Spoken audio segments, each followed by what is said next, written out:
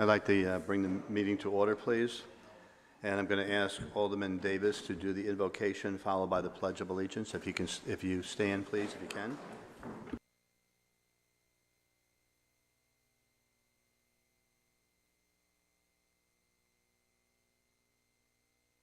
Is taken in part from the words of Pope Francis in a prayer that he prayed several years ago on World Environment Day. Let us pray. Creator God, as always, we are thankful for your blessings on us, on Southport, and on all who live, work, and visit here. To make us worthy of those many blessings, we ask that you grant us courage and strength to view and engage our environment as the sacred space it is, and to work to protect it from corruption and exploitation. And guide us, Lord, to view your creation always with reverence and admiration. Amen. I pledge allegiance to the flag of the United States of America and to the republic for which it stands, one nation, under God, indivisible, with liberty and justice for all.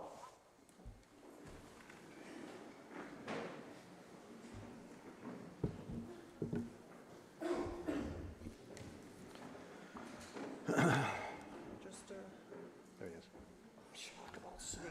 he is.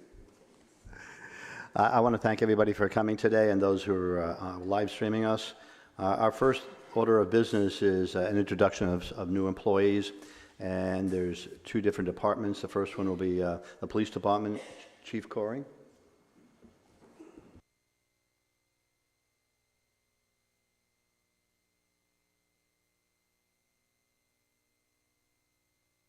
Be good. Thank you, Mayor and Board and citizens. My name is Chief Coring. Always a pleasure to stand before you. Today I have the honor of introducing one of our new officers coming to us. His name is John Warnock. You want to step up here so they can see you? I'm kind of tall, so they want to see you. So this is John, and he has got 11 years experience. He's coming to us from Kentucky. He's a U.S. Army retired Sergeant First Class. He resides in the Bolivia area, but he's very excited to be part of Southport Police Department. So I think it's a great fit. So you'll be seeing him around training and riding. He's been assigned to his FTO, so we're welcome to have him. So welcome. Thank you. Thank you.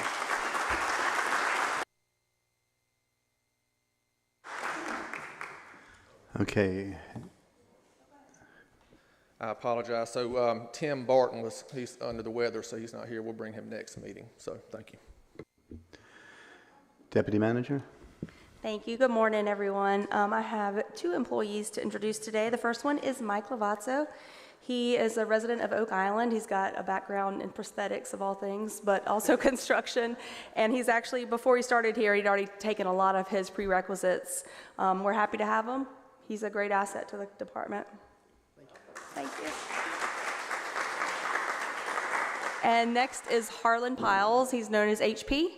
He's been with the city for about 13 years now. He was working with, building and facilities and property management type position, and now he's been with us since December, and we are happy to have him. He's still learning the ropes of code enforcement, but he's doing a great job. Thank you.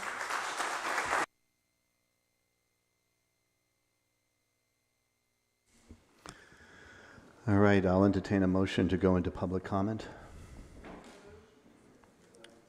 There's been a motion made in a second. Is there any questions? All in favor say aye. All right, we're in public comment. Do you have the list, ma'am? Stand by one.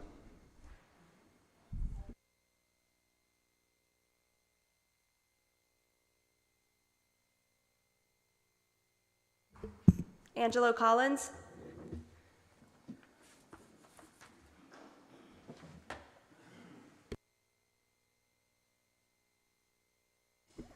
Good morning. My name is Angelo Collins. I live at 1107 North Caswell Avenue. I'm here to speak about the alleyways. And if the mayor will allow me, I do have some handouts to the aldermen, if you don't mind. Go ahead, sir.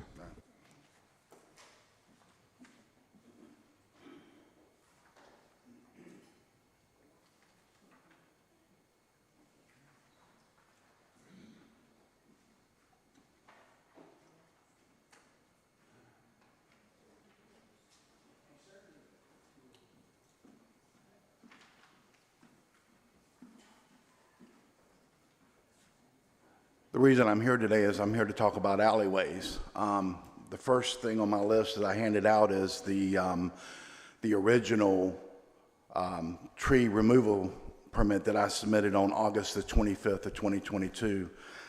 It was approved, as you see.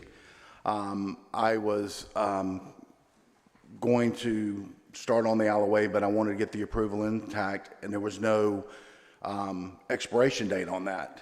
So everything was intact for me to move forward. The second thing in that packet, if you look, is just my plot. It shows you the alleyway, the 10-foot easement, and all that, and where I was looking to put the alleyway in.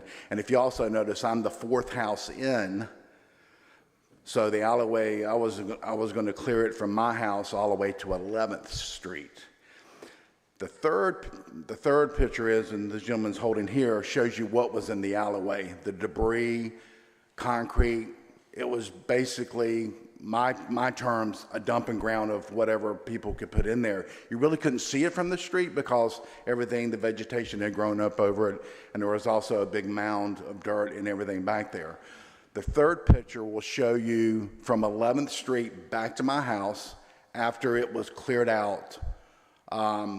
And you'll see the 3 trees that are in the way. And then the fourth picture will show you back from my gate to 11th Street.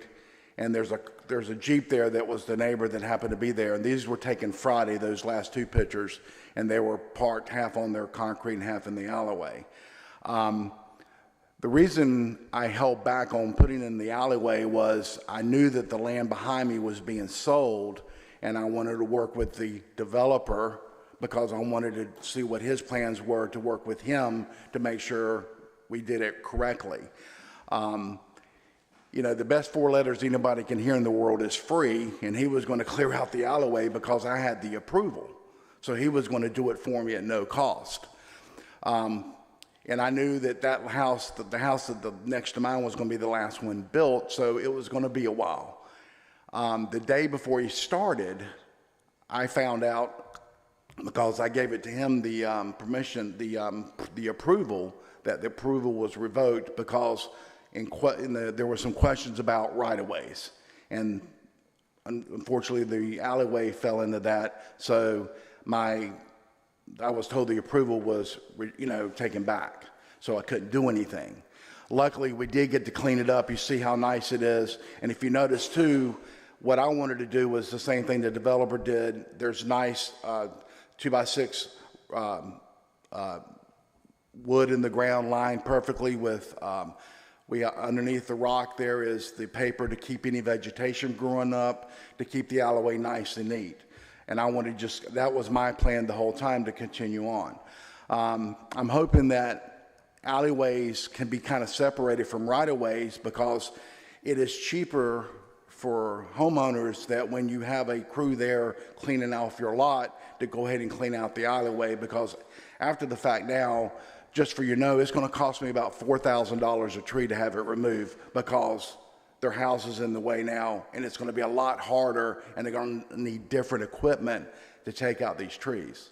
I do feel that if we as homeowners want to put in the alleyway, the cost should be us. You know, it's not, the city doesn't have the resources to go clean out every alleyway in Southport. That's just ridiculous. And some people don't want to do it.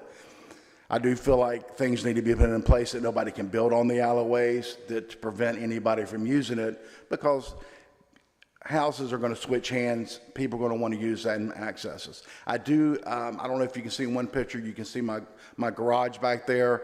And one thing that I did for my house, because I was going to put in the alleyway, is I put a hot and cold water tap on the back of my house because I like to wash my cars. So I was going to pull them down the alleyway, wash them, and then pull them around on the front.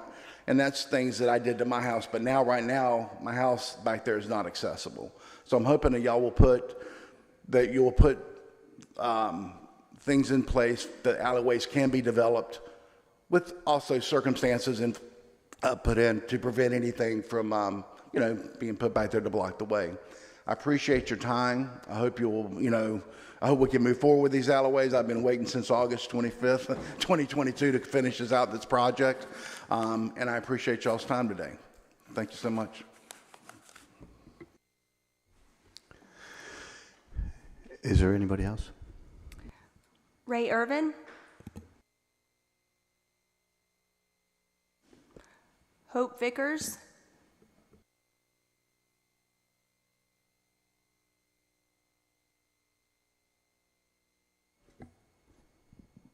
Good morning.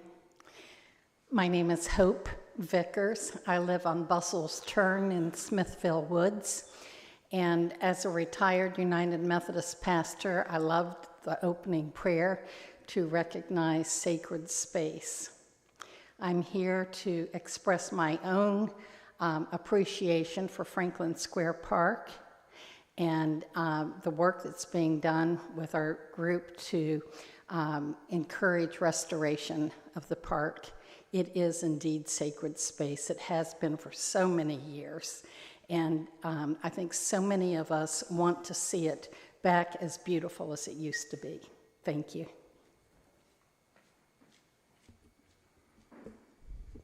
Scott Lynn.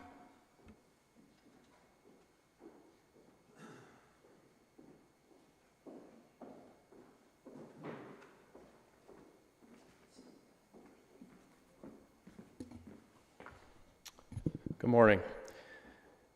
My name is Scott Len. I live at 318 Willis Drive, and I also serve as the chair of Southport's Forestry Committee. I'll be brief. I wrote it down so I won't ramble, and I'm going to wear my glasses. On the agenda of today's meeting is an item by the Friends of Franklin to request a textual update to the city's UDO restricting the use of Franklin Square Park, as well as an immediate commitment by the Aldermen for the complete and full restoration of the park proper, a restoration to their vision of what it should be. I would like to point out that the city has a Parks and Recs department, as well as a Parks and Recreation Committee made up of citizens appointed by you, the Board of Aldermen, to recommend changes and/or create plans for the maintenance and use of these public spaces. Not a single person that I have had contact with over the last 7 months has disagreed with the fact that putting some money and attention into Franklin Park is long overdue. The fact is that the Friends of Franklin are correct that the park has been neglected for far too long. However, opinions diverge when it comes to how this public space, this public park, should be used once it is given this attention. Since last August, there have been 5 assessments conducted on the state of the park. Mine, for what it's worth, one conducted by a North Carolina Forest Service forester and arborist, one by a horticulturalist from the North Carolina Cooperative Extension, and now 2 by the Bartlett Tree Expert Company. In not one, none of these reports do they suggest that the only way to revive the park is to limit its use. In fact, they're all in general agreement that there are mitigation steps that can be taken to protect the flora within the park that are all easily accomplished with the dedication of some planning, some money, and some time. There are about 4,000 citizens of Southport, and all are stakeholders in this public space. Do your due diligence and utilize the resources you have on hand, as well as the input of all interested citizens, before making a commitment such as the one that's going to be put before you today. In the end, it may be that the Friends of Franklin proposal turns out to be the one chosen for the future use of the park, but then again, perhaps not. It's premature at this stage to make that kind of commitment, and frankly, I question how this even ended up on the agenda to propose a UDO text update at this early juncture. If you immediately acquiesce and legislate to the demands of those that make the most noise and litigate their cause on social media, then I worry for you in navigating all the other issues that are facing our community. Thank you for your time.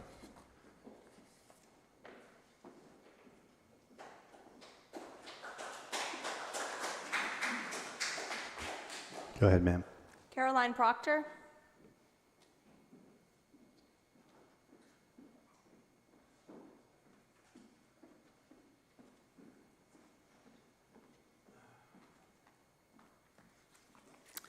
Good morning. Thank you for allowing me to speak to you all. I'm Caroline Proctor. I live at 312 North Atlantic Avenue. And I am here to ask that Franklin Park be opened back to pedestrian traffic. The tree assessment is complete. Pedestrian traffic is not harmful. My dog and I would like to walk in there. Plans and the needed funding for any future park enhancements that are being discussed are months to years away. Since the park has been closed, Southport has had 4 storms with wind advisories and not a single tree or branch has come down. Despite the advisory from the insurance company, the risk is minute. Not a single reported injury has happened because of a tree. If you use risk and liability as a reason to keep the park closed, why is there no barrier at the end of House Street? We've had cars go off there. Why do we let people on the beach with oyster shells and debris? What about all the other trees in town? How come the liability only stops at the park? I'm just curious. So,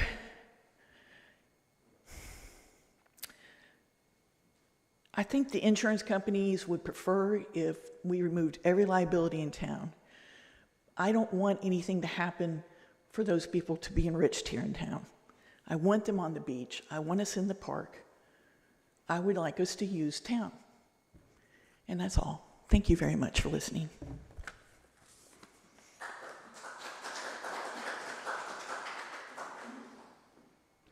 Jenny Prunty?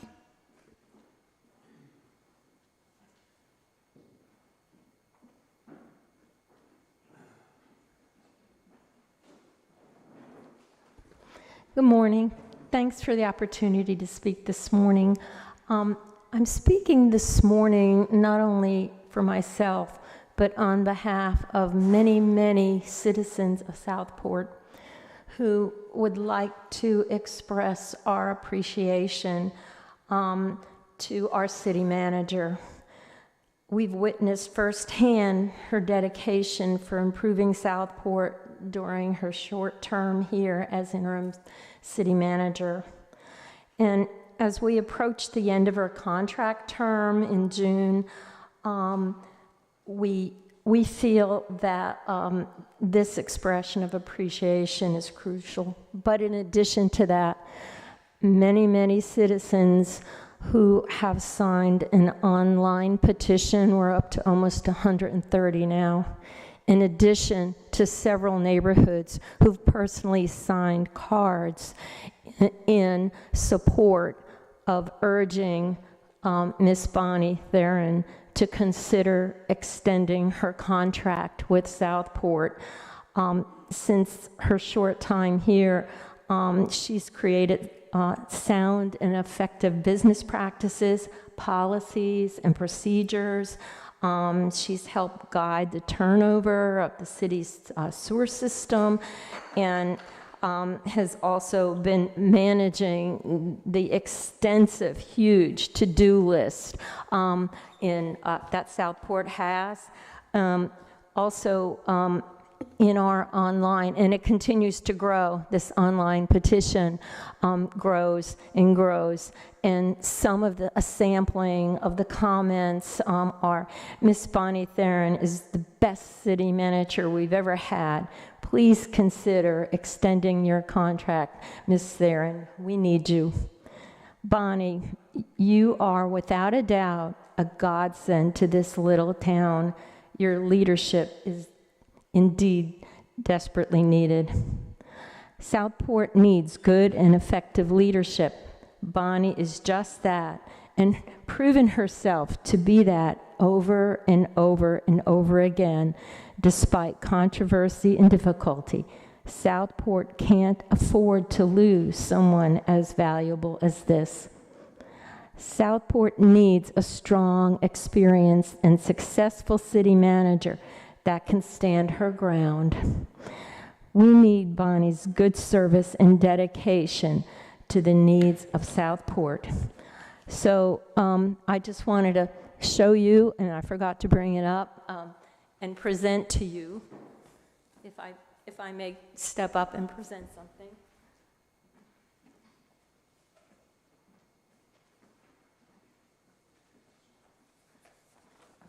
This is a visual of an ongoing sign-up sheet petition of many of the citizens of Southport. And in addition to that, we wanted to give you some cards and one other thing.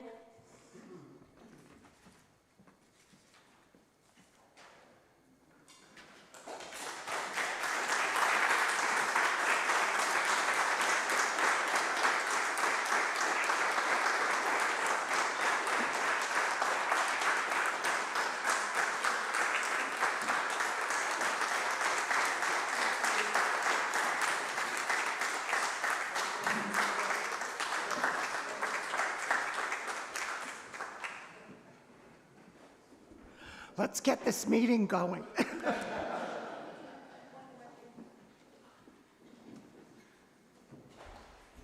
You don't have to give us an answer right now. We can wait till this afternoon. Thank you.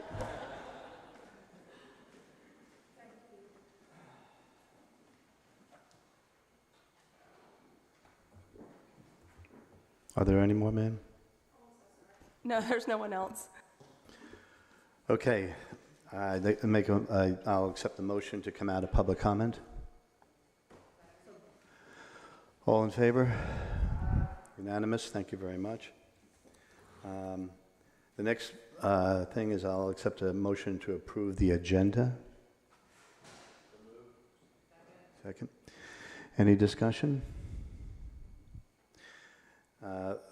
We've had some public comment, and you know that, because I've gone through this routine before, that we don't comment during public comment. We don't comment during public comment. But if you notice on the agenda, there is a lengthy discussion about Franklin Square.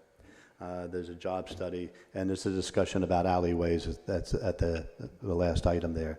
So those discussions will take place later on.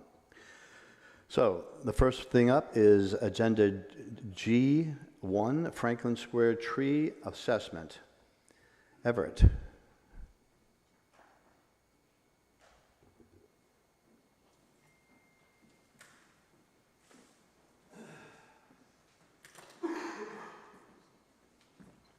Good morning. That is a very tough act to follow. So I will say this, in the little bit of time I've dealt with Bonnie, she has been an extreme delight to deal with, and she takes her job so seriously it makes it easy on everyone else. So thank you, Bonnie. I guess, do I have a slideshow? I guess it's loaded up. Okay. Sorry, I'm new to this. Got it. Let's see what happens. All right, here we go. So the goal of me coming before you today is just to give you a little bit of information and a little bit of an education on the studies that we have done on the trees in Franklin Square Park.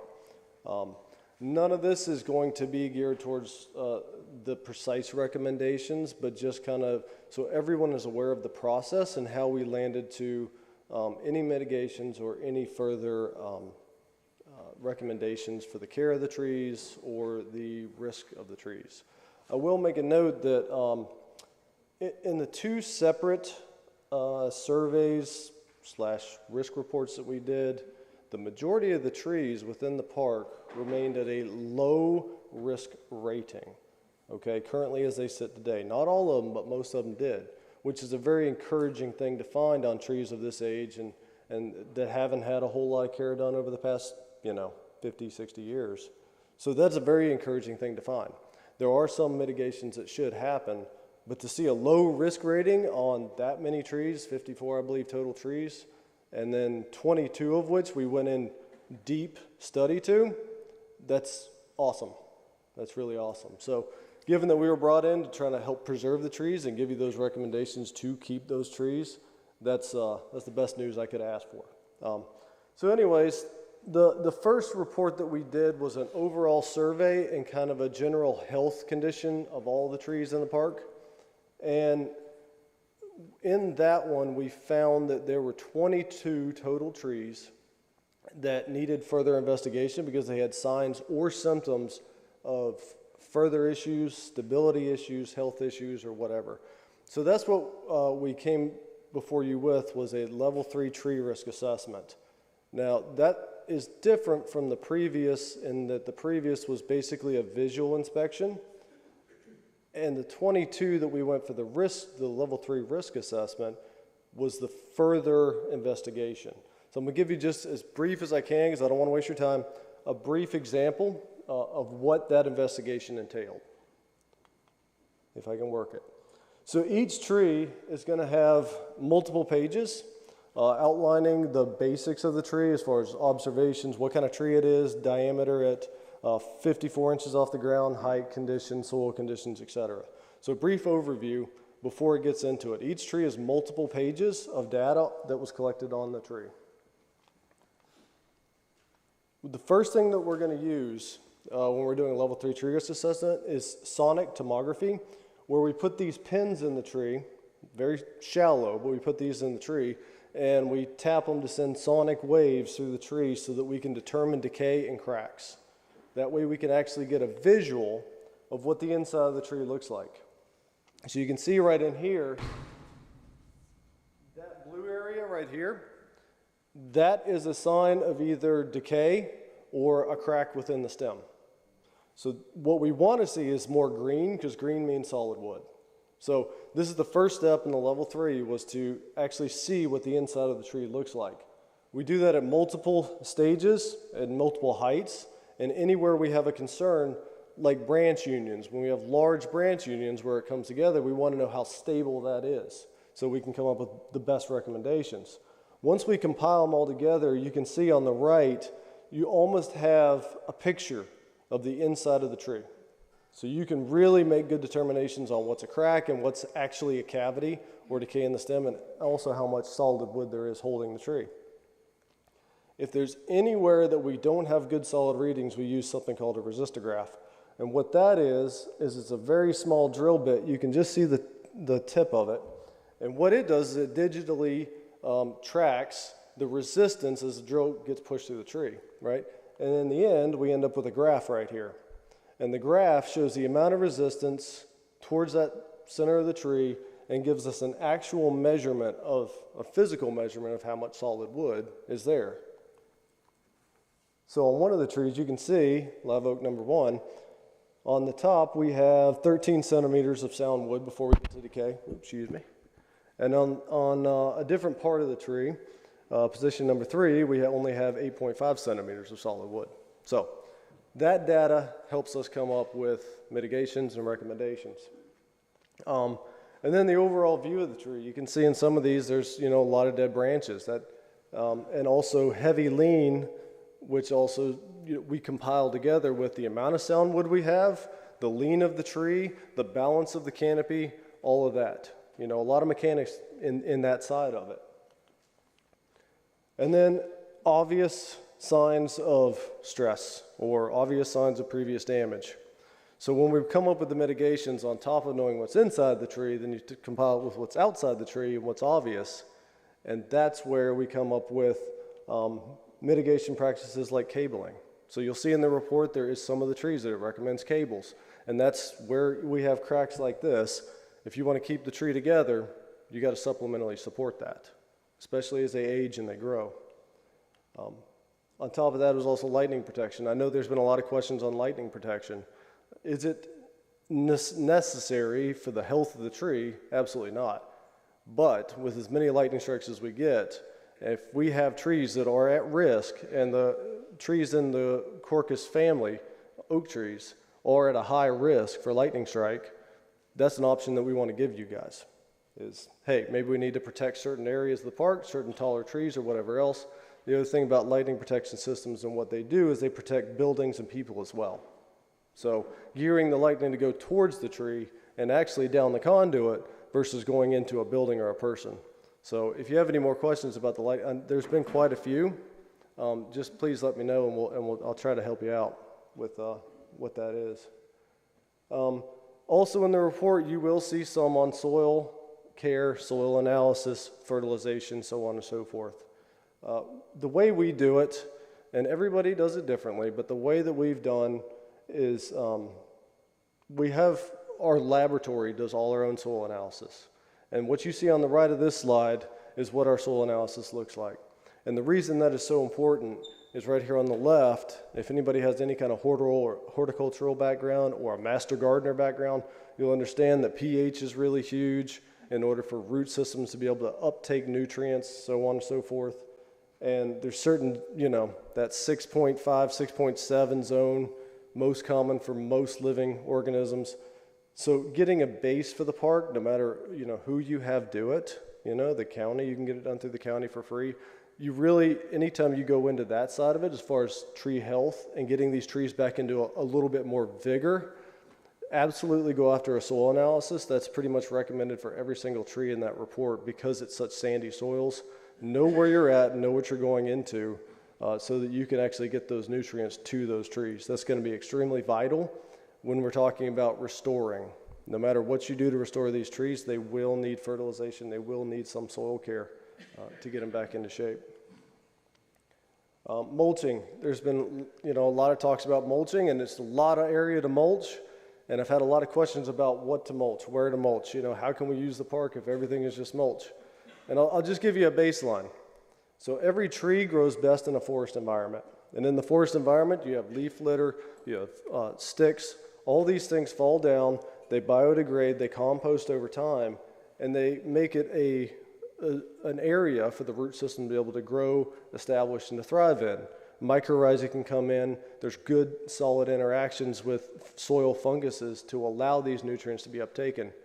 When you remove all that and all you have is, you know, sand, dirt, grass, silt, whatever else, these organisms cannot have those interactions with the root systems of the trees, which is why it's so important to, when you have an urban area, whether it be a park or whatever, that you have those interactions.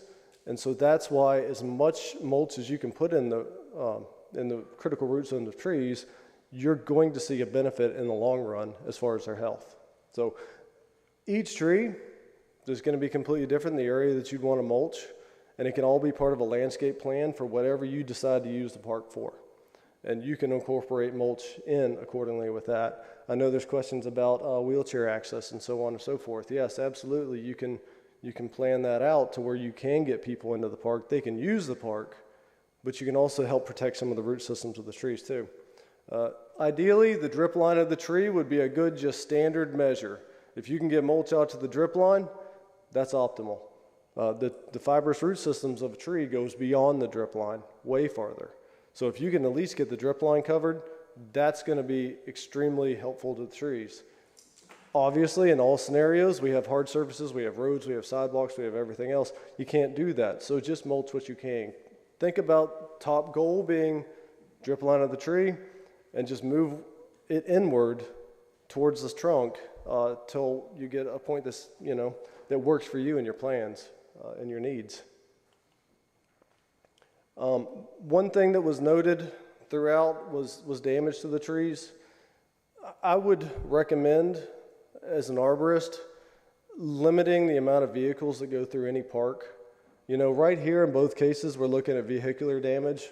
One on the left being on the stem and on the root system of the tree. So that part of the vascular system, that little section has been completely destroyed, which means that vascular strain of the cambial layer is not doing what it's supposed to be doing, which is going to be a reduction in carbohydrates and nutrients. So every single little bit of damage you get, you will never be able to recover that in the amount of time frame to where it doesn't do some sort of negative damage to the tree.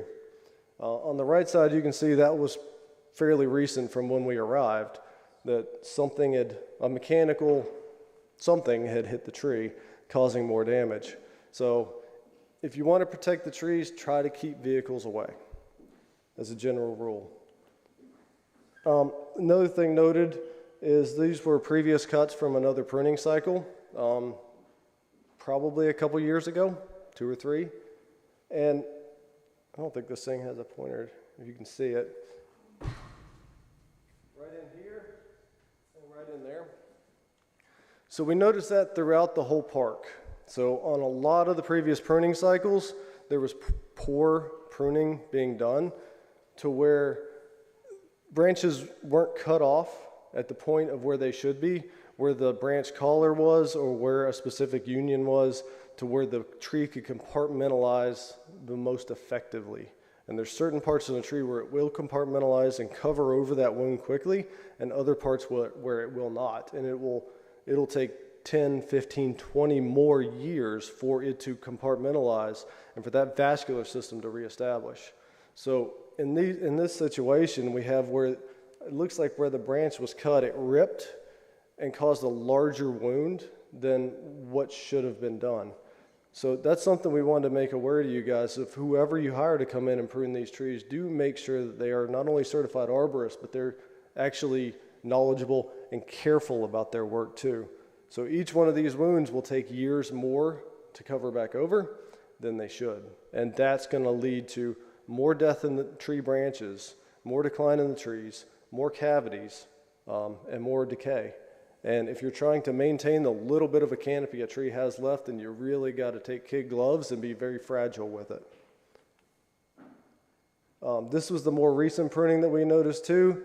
And I just wanted to note this simply because it's the exact same pruning practice as these previous cuts from several years ago. That this is the exact same thing will happen to these branches as well. It will not compartmentalize over correctly. So when we're thinking about tree care as a total, we got to think root system and protecting that. Mulch is one way to do it. Fertilization, pH changes. Then we got to think about the stem, protect it from vehicles or other things damaging it. You know, where we are, we do get a lot of storms. That's a natural thing we can't make a change to, but we can make a change to vehicles and equipment. Then we go up into the canopy. In the canopy, anytime you do any kind of pruning to it, the trees need to be, like I said, pruned with extreme caution and care. So overall, I know that Bonnie had asked me for, you know, recommendations and costs and everything else. We do not do much tree removal. That's not part of our business model. We put our money into our lab in Charlotte, not into bobcats and stump grinders. So I gave her kind of an estimation of cost to remove the few trees that were recommended. And a few companies that I know that do have certified arborists. I do think it's important when you hire a tree company to come in and cut down trees that you don't go necessarily with the lowest bid, but go with the most educated individual and the educated crew. And that's because you want to protect everything around that one tree that you're removing. You don't want to cause further damage to the surrounding trees. Now what I did though is some of the mitigation costs I did break down per tree for Bonnie in the blue area on the right side, as that was seeming to be more of a priority because of the farmers market that's coming up. Most of these trees were low risk, so that's the good point of it. There is some pruning and some cabling that I would recommend being done before you have heavy use of people walking in and out of there on a daily basis, or you know, even kids taking a recess in there.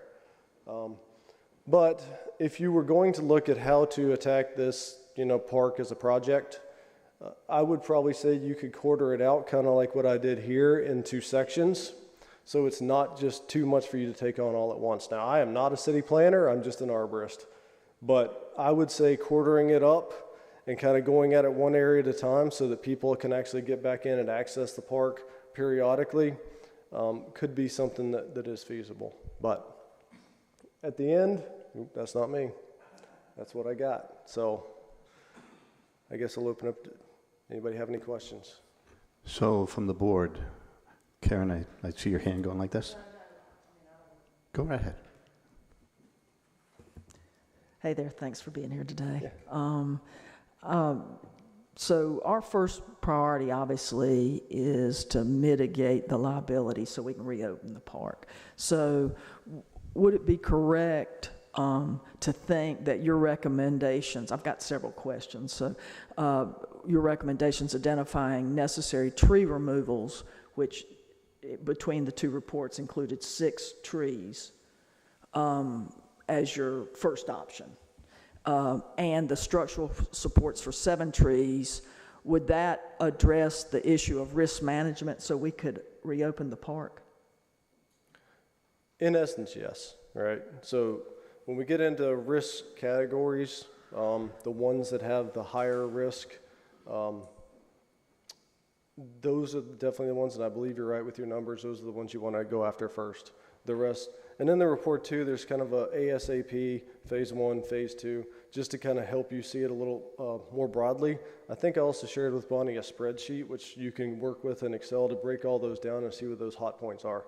But yes, absolutely. And I do want to make one small little correction, which I understand the confusion behind it, but in the second report, the level 3, there were 3 trees that were recommended for removal as the first mitigation option.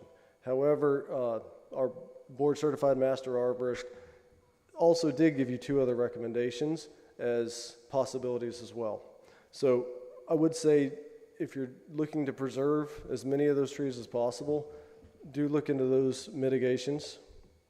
The 3 that came in the first report are absolute recommendations for removal, and that's a period at the end.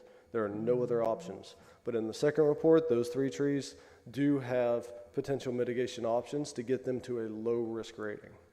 Well, one of those trees, 25, was actually in the first report. So it kind of duplicated in the first report and second report, just if we could sort that out.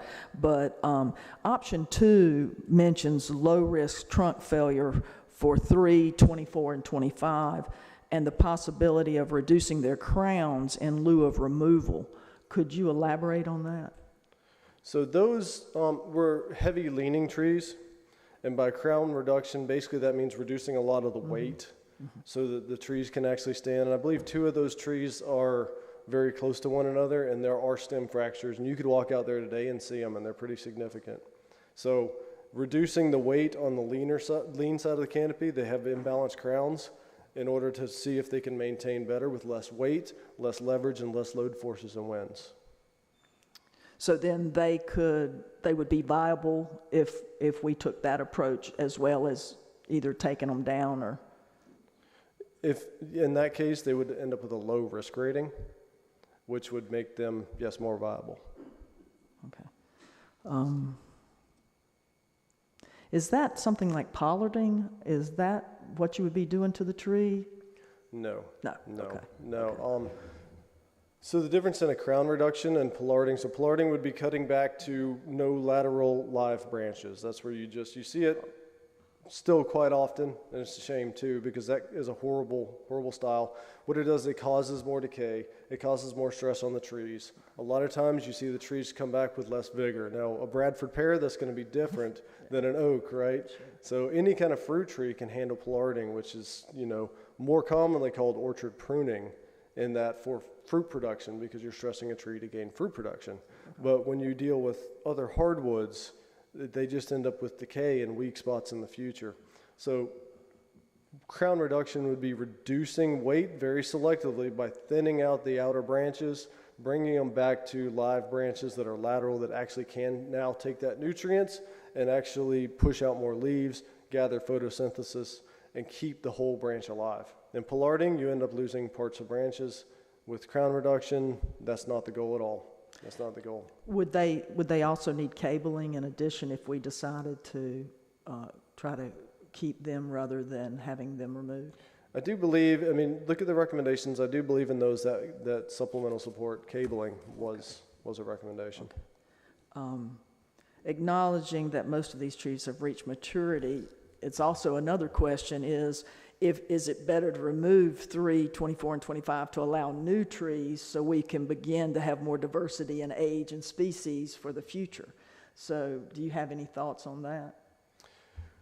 I can't lean one way or the other. It's going to be within the plans that you decide with the park, right? I will say that age diversity is huge. It is key, and every tree you remove need to be replaced with a like kind species that's native to North Carolina, native to this coastline, and will be more, excuse me, have an alarm. So just think that through. If you are going to cut down a tree, please replant it so that we can get some age diversity back in there. That's the sad thing, is there's not a ton of it in there, and so as some of these older trees will age out, because everything has a lifespan, there's nothing to really come in and take its spot. So you've got some great questions. Let's see. once we have our risk management under control, then, I mean, so conceivably, for risk management, if we did the, I'm just going to say the removal of 6 trees for the maximum conversation of this debate, 6 trees for removal and then cable the 7 trees, then from a liability standpoint, I know I'm repeating myself, from a liability standpoint, we would then be able to open the whole park, right? That's in the form of a question. I think that's an insurance question, is it not, sir? That would be more of an insurance question. Okay. Again, I'm gonna kind of push you towards the risk rating, right? So I think the manager has that, maybe be able Okay, to answer your cool. question. Yeah, I've already talked to our risk agent, and he basically said, if you can get the trees that are recommended, get them down, get them out, and, you know, bring back those limbs that could be falling, because that is the issue. I know a lot of people are very upset that we have to close that park, but we know about it. If a limb comes down, hits one of those kids, we're not going to win that lawsuit. So my priority, and I know Everett would agree, let's get the trees down that need to come down ASAP. Let's trim back those limbs, and then we can reopen the park. And the insurance company would agree with that. Okay. And then, so is that what the $50,000, Bonnie, that you've got in there is to do all Correct. the pruning? I mean, That's to take down the trees. I mean, again, Everett, that's not his thing, but he No. gave me an estimate. Sure. So I got to go out for an RFQ on that. And then also the pruning, the cabling that he's recommended would take care of those two. 50,000? That's what we're estimating. And that was with a focus on the side where the Four Sisters are, because of the need or the desire to get the farmer's market open. So that's not for the whole park? That's not the whole park. Right. So that's just the, green section that you've The got? blue on the right. I Blue believe. section Yep. where the Four Sisters Oh, are. blue, the other end. By the city. Oh, okay, sorry. No, the tree removals are scattered throughout, but then as far as the pruning and the supplemental support for that area behind the gym.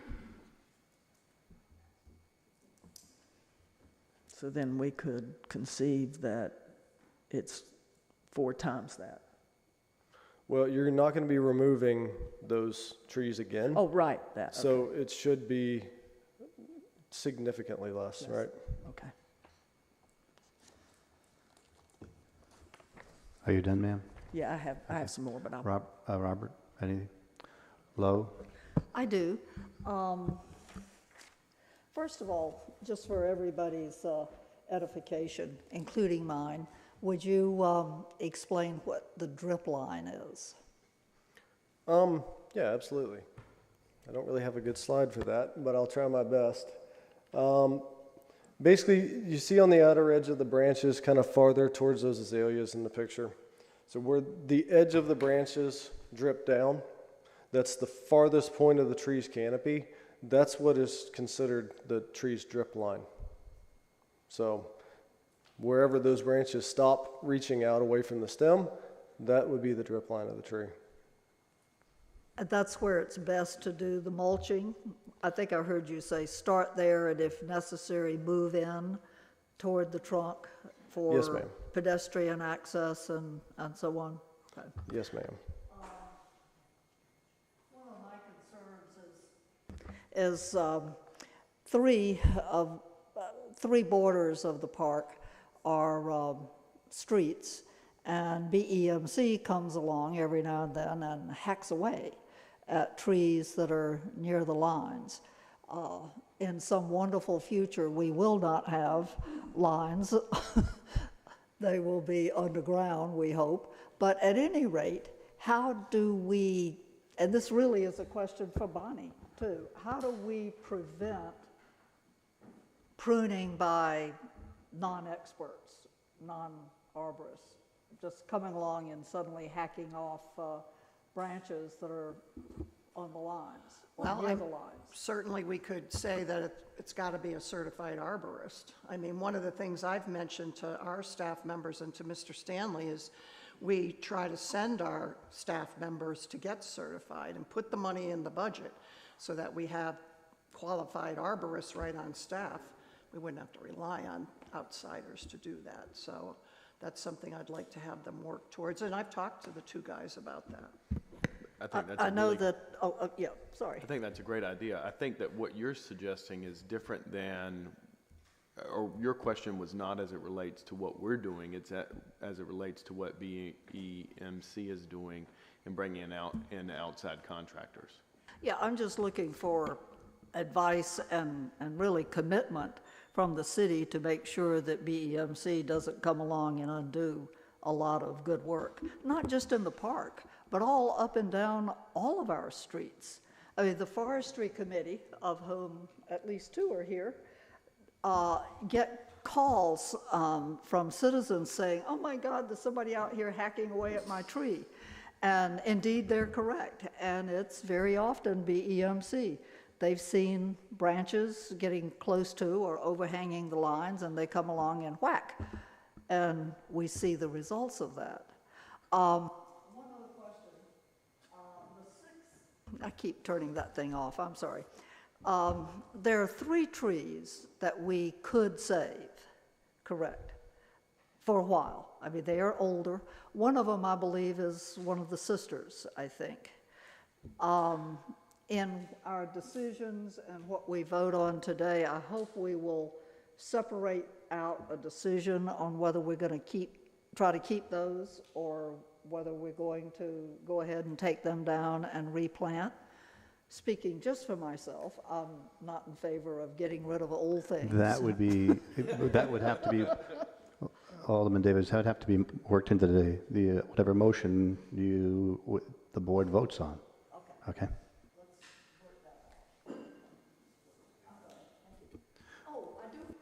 One more question, and it's a question specifically for an arborist. These rather scary pictures showing decay in the center. What causes that, and is it preventable? So there could be a whole bunch of different things. One could be previous storm damage, one could have been, so we're looking at a wound. There was a wound that was created at some point in time in the tree's life that made its way through all 4 cellular walls and into the heartwood of the tree, which becomes less and less viable over time as the tree expands and gets older. So it's pretty much the easiest area for any kind of fungus or negative organism to attack. So initially from some kind of damage, whether it been a few years ago or whether it was 100 years ago, you know. That's where it comes. The larger the wound, that compartmentalization I talked about is where the callus tissue comes over the branch cut and it closes and seals it off. And that is to stop any further decay, water, insects, whatever, getting into that dead tissue. And if the wound is too large and it can't compartmentalize in a reasonable amount of time, then the decay continues and continues and continues and gets through the 4-cell wall and goes towards the center of the tree. So what caused each one? Hard to say, but some kind of damage at some point in time in its life. When we're talking about a Quercus virginiana, which is what all these live oaks are, is they have extreme resistance to decay. The only reason that they're the oldest trees that we have here on this coastline, them and the cypresses, is because of their resistance to decay and their rigidity in these, harsh environments. That's why you see the laurel oaks or the sand laurel oaks and the Quercus hemisphericus out here. I think there's a few close by that have about a 60, 80 year lifespan, and they have way more decay because they're in the red oak family and they cannot compartmentalize decay as quickly as the rot continues through those cell walls. So each one's a little bit different. Sorry, that was probably too much of an answer, but I'm trying to answer all the questions I possibly can. Does that make sense? Yes, it does. Okay. And I just want to add a note, if you don't mind, as far as the line clearance pruning.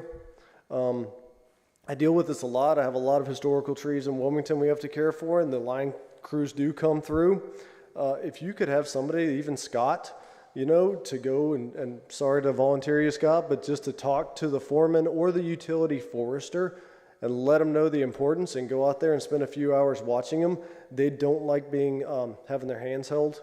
And so it makes them a little more cautious, and I have to do that sometimes with some trees is, you know what, I'm going to come out and make sure you're making the right decisions for our trees. These are our investments, and we want to make sure that you don't do what you do in other areas here. So, having maybe a liaison just to build a relationship and start that going can help in the meantime until you get certified arborists, utility arborists on staff. So, Alderman Kelly. One final question. I keep saying that, don't I? Yeah. This one is for the 50,000. Would that include the cabling and the lightning protection? that did include, for those specific trees that Bonnie has, it does include the cabling, the lightning protection, yes.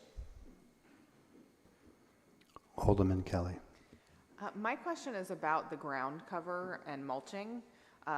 We perhaps have an opportunity to work with a local landowner who is going to be mulching several of the trees that are on their property already, who had said that they might offer that for free to us to use in the park.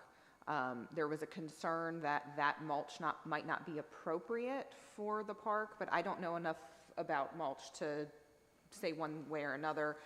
With trees that are here in town already being mulched, would that be appropriate mulch cover for our Franklin Square Park option? Yes. Yes, and I can share a document from our lab. It's a technical report, about wood mulch, and fresh wood mulch from native trees, absolutely.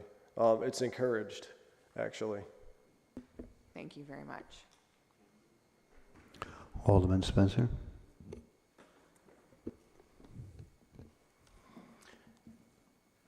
A multi-generational park in terms of trees is very important, correct? What I mean is your young growth, your middle growth, and your older growth. That park at one time was very small. The trees weren't that big. And it's grown. Is there a point when it grows too much? Again, gets too old. That's where we're at, right? Is the average age of these trees are all old trees. No new growth. New growth can't come if you don't have sunlight, right? These young oaks can't grow when the big ones are covering them, right? I know I didn't ask that technical question because there's a lot of questions there. Okay, so what I'm suggesting is that having all old trees and no new growth and cutting some of these trees to allow for this new growth is not healthy for the long term of that park. So I would encourage you to look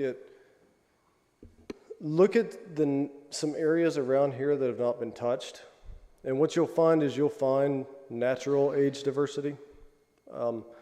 So especially when we're talking about the live oaks that we have out here, have you ever seen one that grows almost straight horizontally? And it gets to be, there's one.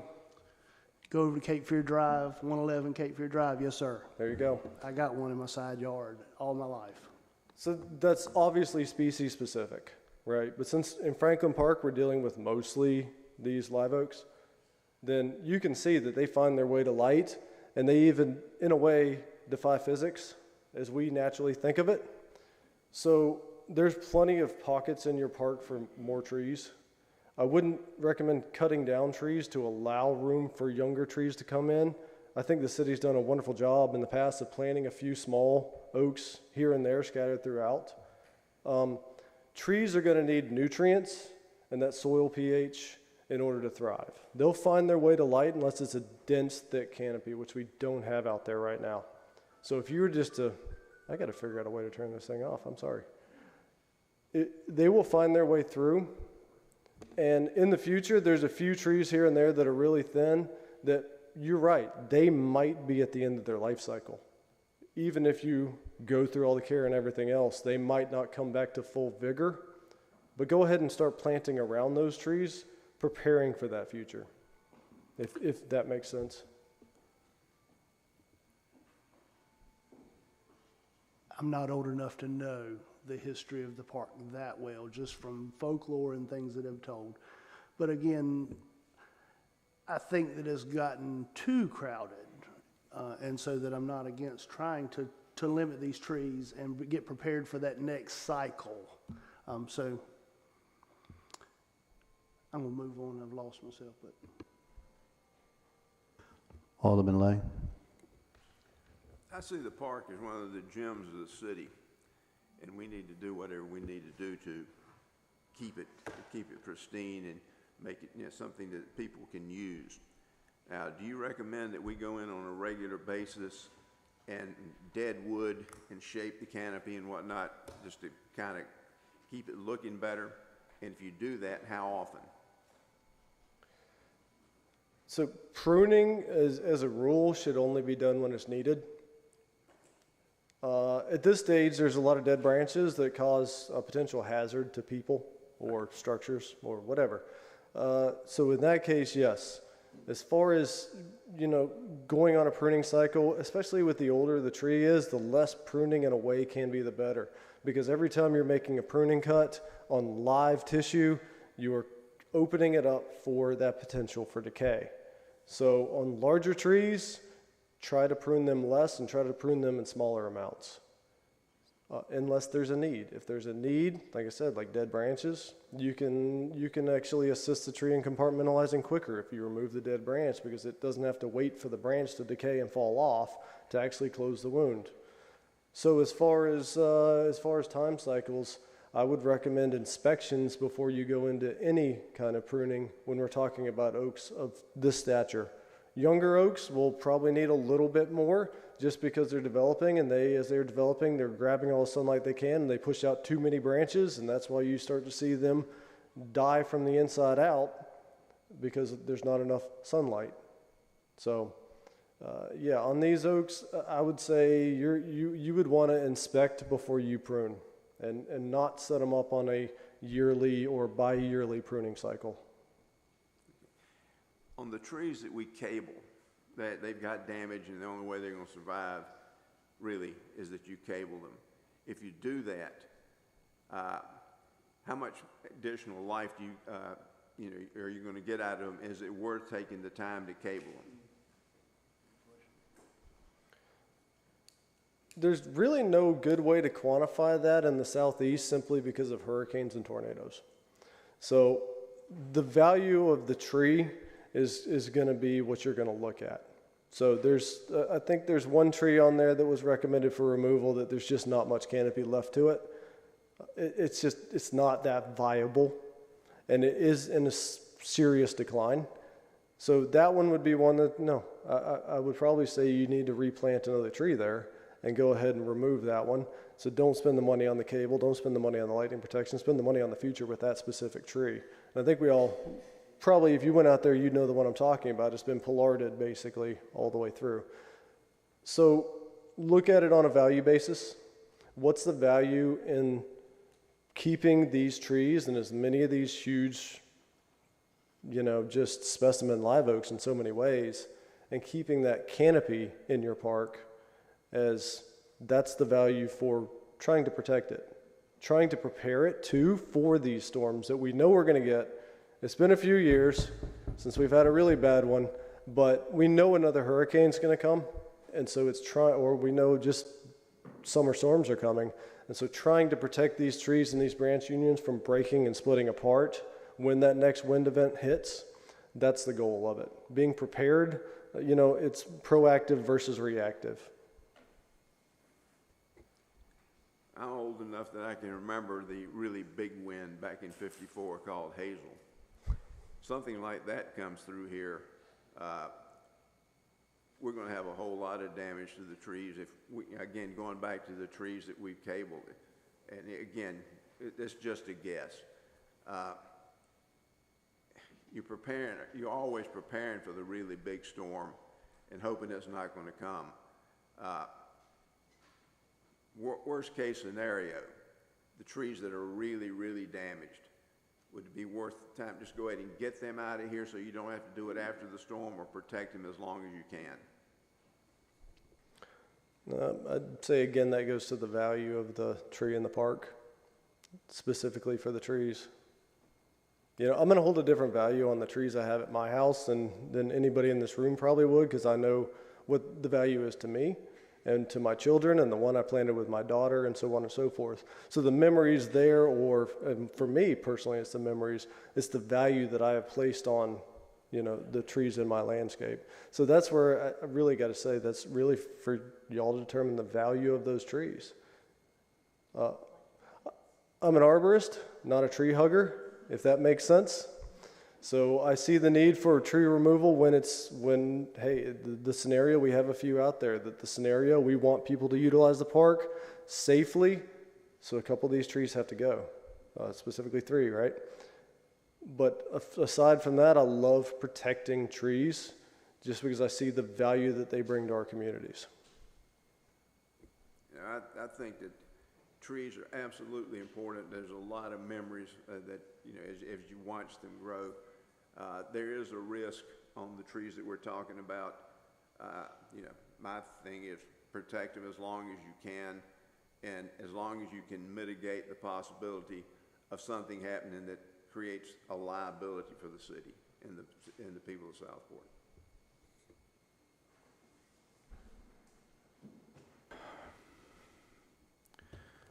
Okay. Did you have something else, Alderman Mosteller? Okay. That's not true. About the lightning strike, because I hear what you were saying about protecting buildings and peoples with running that. I think I thought of that as an extra after we did the essential risk assessment. Do you have an idea about price-wise what part of that, just an estimate or ballpark, is that?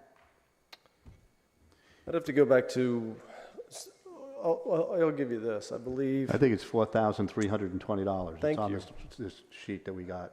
Thank you, thank you. And there is, I didn't connect to the Wi-Fi, so I don't have it, but.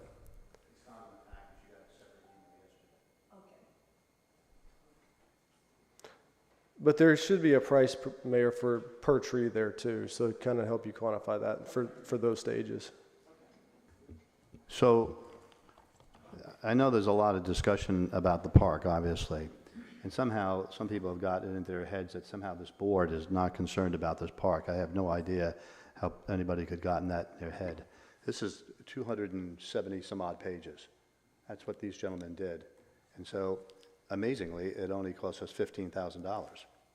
And then we had a separate document that was sent to us all yesterday that has the cost. So you have the phase, I'm going to go say phase 1, the review of the park. That was $15,000.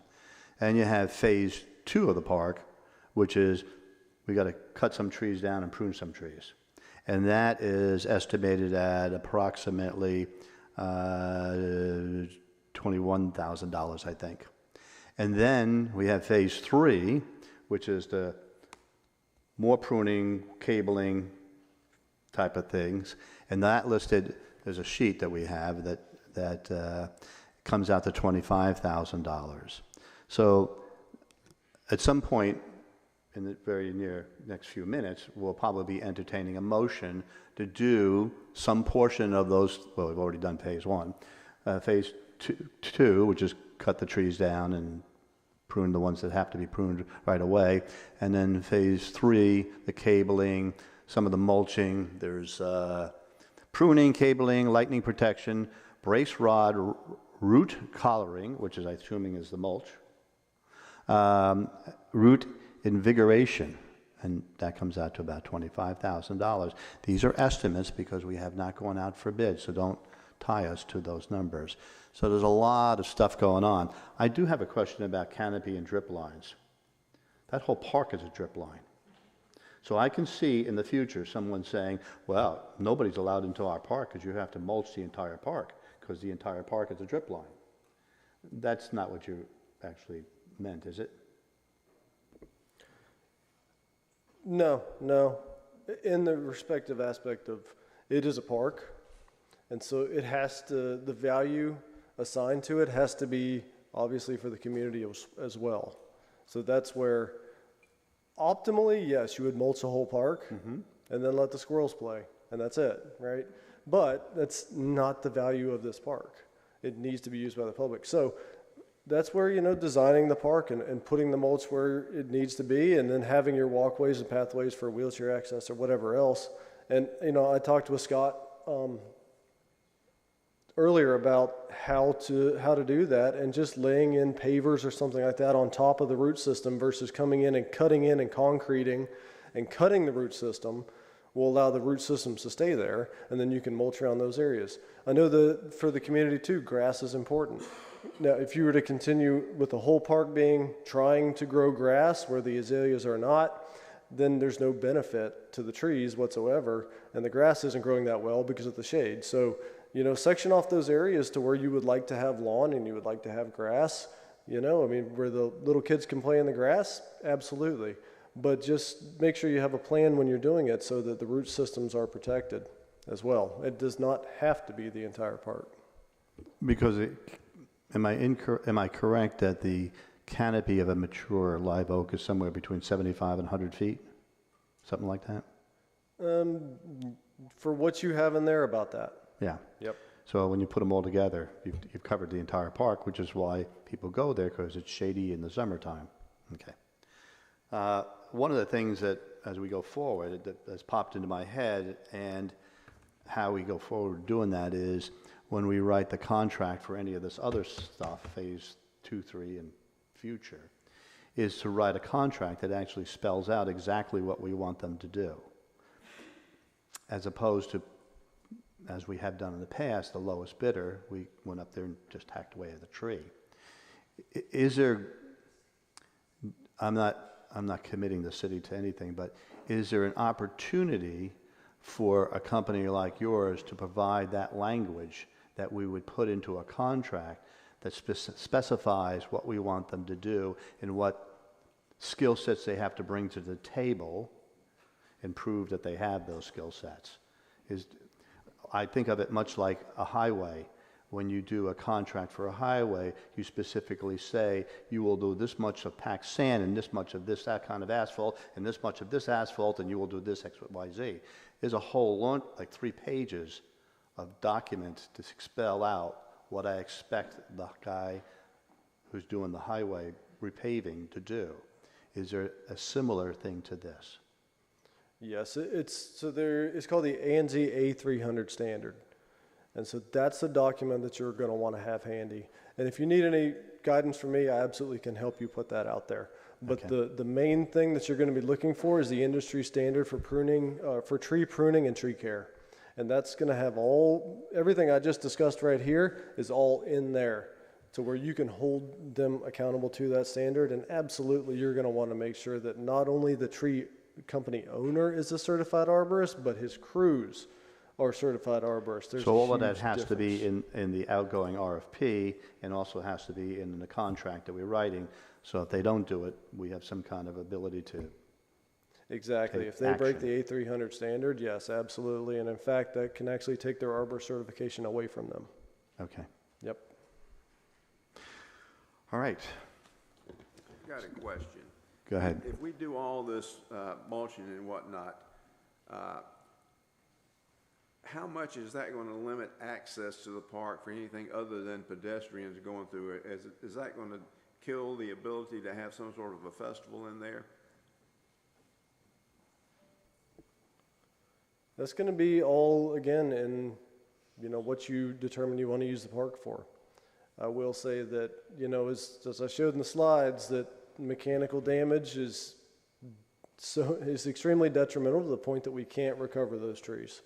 So the more thing that we put in there other than just people, then the more damage that you're going to end up inevitably having. So what you determine to do with the park, I can't speak to that. But what I can speak to is just the general health of the trees and limiting the amount of mechanical damage that you can possibly do. And to confirm that, you're talking about vehicles or ramming spikes into the ground and things like that, as opposed to someone standing on the ground. That could be a lawnmower. Precisely. Okay. That could Yep. be a simple lawnmower. It could be a lawnmower, a weed whacker, it could be stakes, could be, it could be tents and trailers. It could be. It depends on what level of care are these people using, and the more you let them, or just unsupervised, come in and do, then the more damage you're gonna end up resulting with. And if you're gonna put an investment into this park, I'd say do it 100%. But there again, it's all on what y'all determine to do. I'm just here for the recommendations on how to care for the trees, protect the trees, and keep the park viable. One thing I hear you saying is that what we've got to do to protect this asset is we've got to educate the people that use the park on what they can and cannot do. And we got to be very careful, and we got to think about what we're doing just to make sure that we keep the park healthy and keep it as an asset for the city. Education's huge. The more education you can get out there, the better. I know a lot of places, what I love to see is those tree placards with a little educational data, maybe even on the history of the park, but just on the trees. And where people that as they're walking through, they can come and they can get just a few facts about a tree and just learn a little bit more about how a tree actually functions, how relatable they are to human biology as well. But just the more education, the better. Absolutely. Just to put a fine point on what Frank was saying, the problem is with direct contact with the tree. It's not walking around or being around in the park. You're concerned about the actual physical contact with trees. That's damage. Yes, and the root system. Right.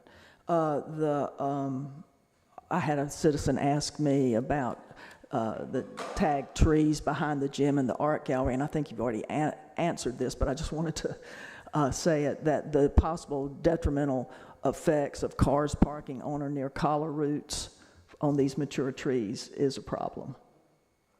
It is.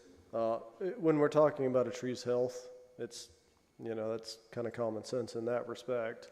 Asphalt on critical root zones, we're not getting water to the root system, we're not getting fresh oxygen to the root system, they need both.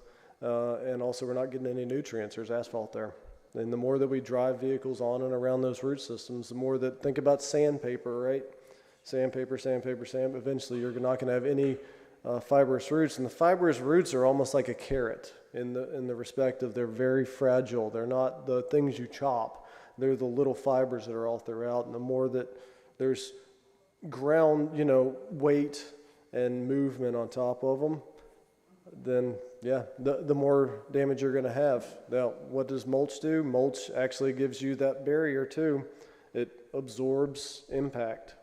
Now, not necessarily for a vehicle, but for people walking, it absorbs impact. So then the root system is not going to feel all the full effects. I've got a question for the city manager, just to clarify. The 50,000 that we're estimating is for only the blue area or for the entire park? The way that I had put it together was for getting the trees down that need to come down to reopen it, because you can't leave a tree up there whenever it's already told us it's dead, it's got to come down. And then the recommendation that Everett made for the, what was it, 20, I don't have it in front of me. 25, yeah. And this will open the entire park, not just the blue section, but... Again, it's up to the risk manager, but yes, I would say yes. And I will talk to Darius, and make sure about that. But again, this is just an estimate. And while I've got the mic, if I can just say, because we got to address the elephant in the room. And, Everett and I have been really good about always talking about trying to come up with a compromise and work together to try to get as many people as we can happy with the use. But I said to him, look, I need your recommendation here of how this park should be used. And he basically said, he's already said this, no vehicles. For foot traffic, we need to put the mulch. around as much as we can to keep people away from those trees. And lastly, he said, look, we could do something like concerts, but when you get into, you know, the tents and the stakes and all that and the hundreds and hundreds of people, then yes, the potential is there for a lot of damage to those trees. So I got to rely on him, and you know, he's been great about trying to come up with compromises and working with everybody's thoughts in mind. So I think we're at the grand thing of accepting a motion. Is there anybody who would like to make a motion to go forward with the expenditure of the money? Yeah, you got to read it. Yeah,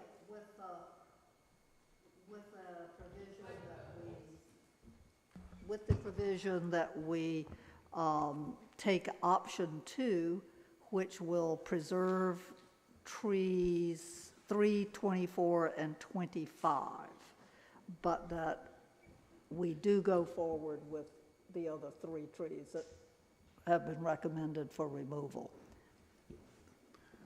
Robert, you want to read it out with maybe with that provision there? So the motion to allocate $50,000 from the city's public services building and grounds account to address the immediate issue of tree work in Franklin Square Park as identified by Mr. Jones and Bartlett, tree experts, with what Lowe said.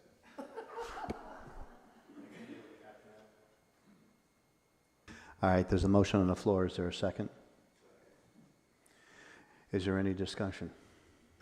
Just where are we? I know we're getting this money out of the building and grounds, but what was it in lieu of? Because we don't just... We had put in a lot more money because of the building assessment was going to go in there, and this building assessment came in so much lower that Mr. Stanley said, you know, I have money in that account that we are able to use that, so. Can I just make a note that I think, to Rebecca's point, if we can mulch the trees that we're taking out for the purpose of using as mulch in the park, I would like to see that happen. I don't know if that's possible, but. A question for Everett, then. The decay within those trees, would that be a problem if we turn those into mulch? Would that create a undesirable mulch? No. Simply, no. And you probably could, I would recommend you do that, to be honest with you. And any tree company you hire will probably be grateful that they can offload their chips on you. So I don't know about the big stems and the wood, but I don't think they'll be able to mulch those. But yeah, absolutely. Just for clarification, do you think we can actually mulch the trunk of these trees? How is that? It's pretty hard wood. The original U.S. Navy used live oak because cannonballs bounced off of it. Yeah. On the original 6 frigates that were first started the United States Navy. So can you mulch that stuff? I mean, maybe the outer branches, but. It would have to go into a tub grinder. So it had to be shipped off to a facility and then ground and then brought back in. All right, we have a motion on the floor. We have a second. Yes, sir. I'm sorry. We had discussed how, well, we're basically going to do 3 of the 6 trees that really need to be cut. And Mr. Lay made a great point about spending money on cabling and trying to preserve something for 20 years rather than taking the tree down and getting something started for the next 100. And that's the only part of this that I do not really, you know, saying no to cutting the 3 is not a good idea, but I really wish we could go with all 6 and move forward and do something in terms of planting for the future rather than trying to hold up the past. I apologize. Hope my daddy will forgive me. Mark, I think to that end, if we can save what we have there right now, with the help possibly of our forestry committee as we're looking at our next round of tree purchases, perhaps we can go ahead and plant around those trees that we know are going to be the next ones to go potentially. So we begin kind of both. We start the growth process for the next round of trees while we're saving what is there for the next 20 years. So that new tree 20 years from now is going to be a much nicer thing to have when we've got to cut the tree that's there at this point. So put a little tiny oaks around a big oak, that's going to work out. I would love to consult with you when you come to that point. I'm not going to charge you a penny to come, and we'll talk about where to put them. Okay, there's a motion, there's a second. We've had discussion. All in favor say aye, and please raise your hand for the clerk. Aye. It's unanimous. Thank you very much. I'm going to just take a 5-minute break right now, and we'll come back.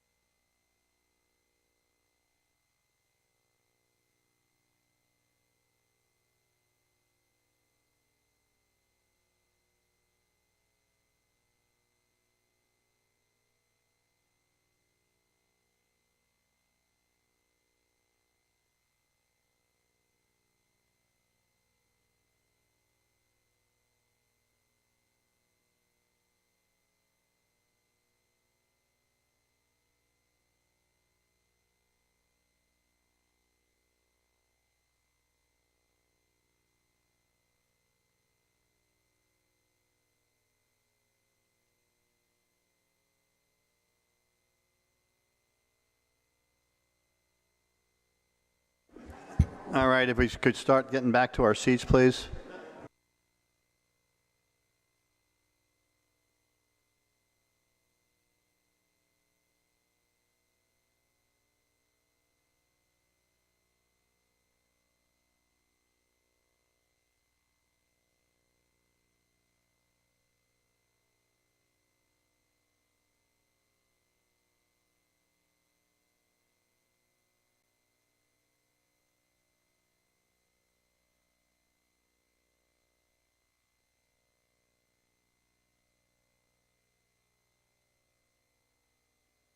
If we could come back into session, please. And item G2 is the proposed ordinance changes and budget requests for Friends of Franklin Square Park. Who's going to be the speaker on that? If you would go to the mic, ma'am. I'm going to use, no, it's not.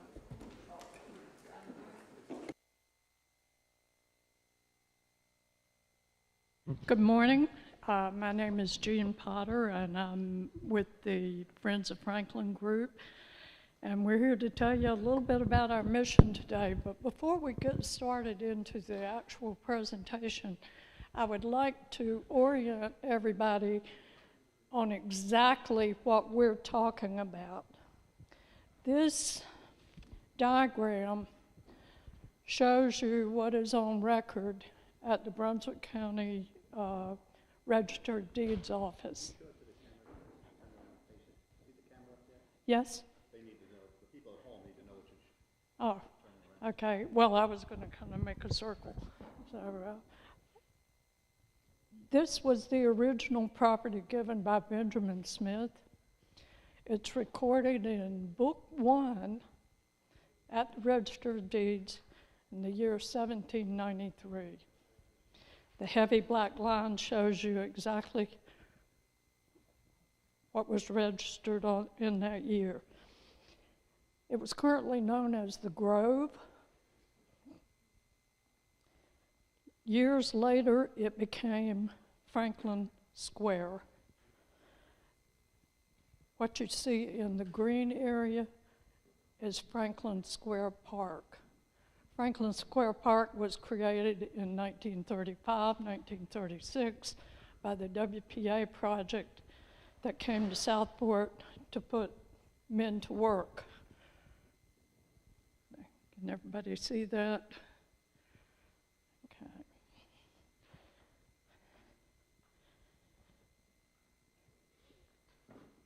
Cheryl is going to give you just a little bit of history, and I'll be back to speak with you a little bit later.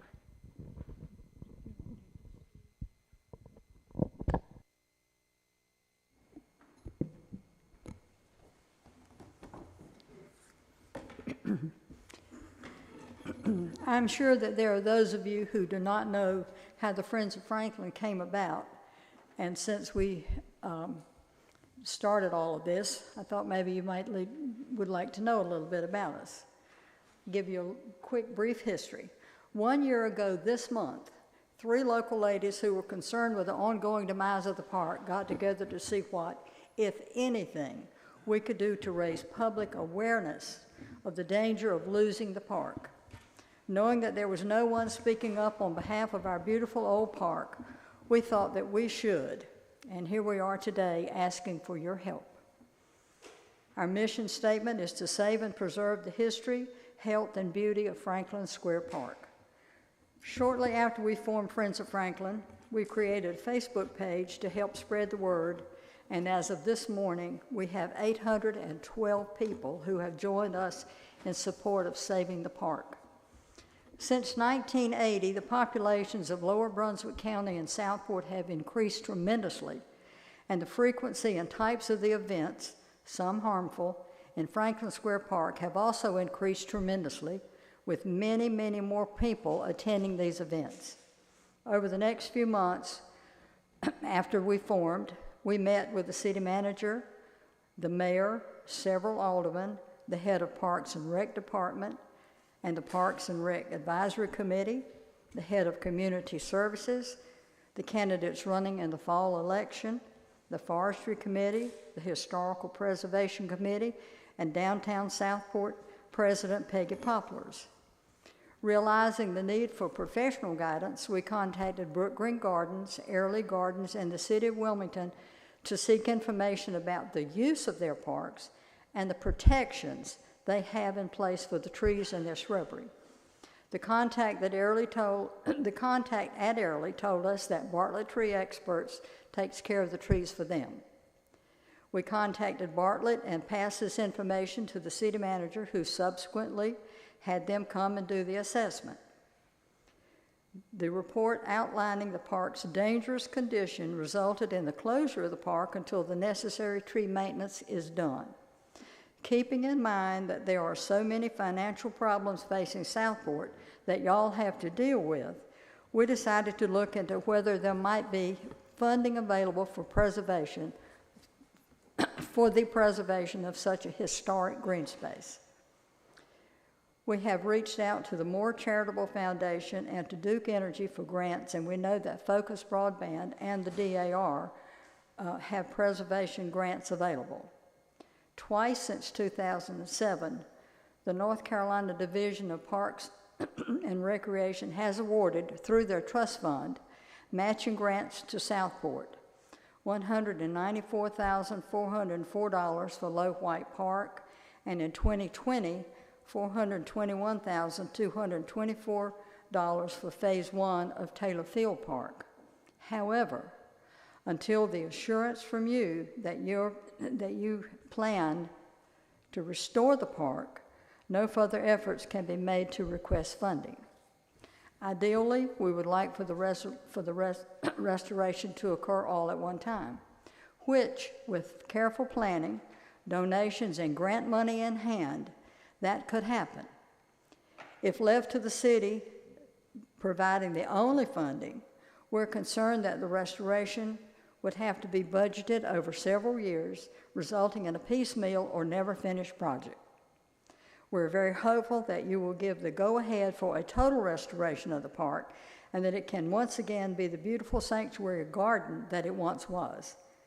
The decision on whether the park is going to be an open-air marketplace or a sanctuary garden for future generations is in your hands. Thank you.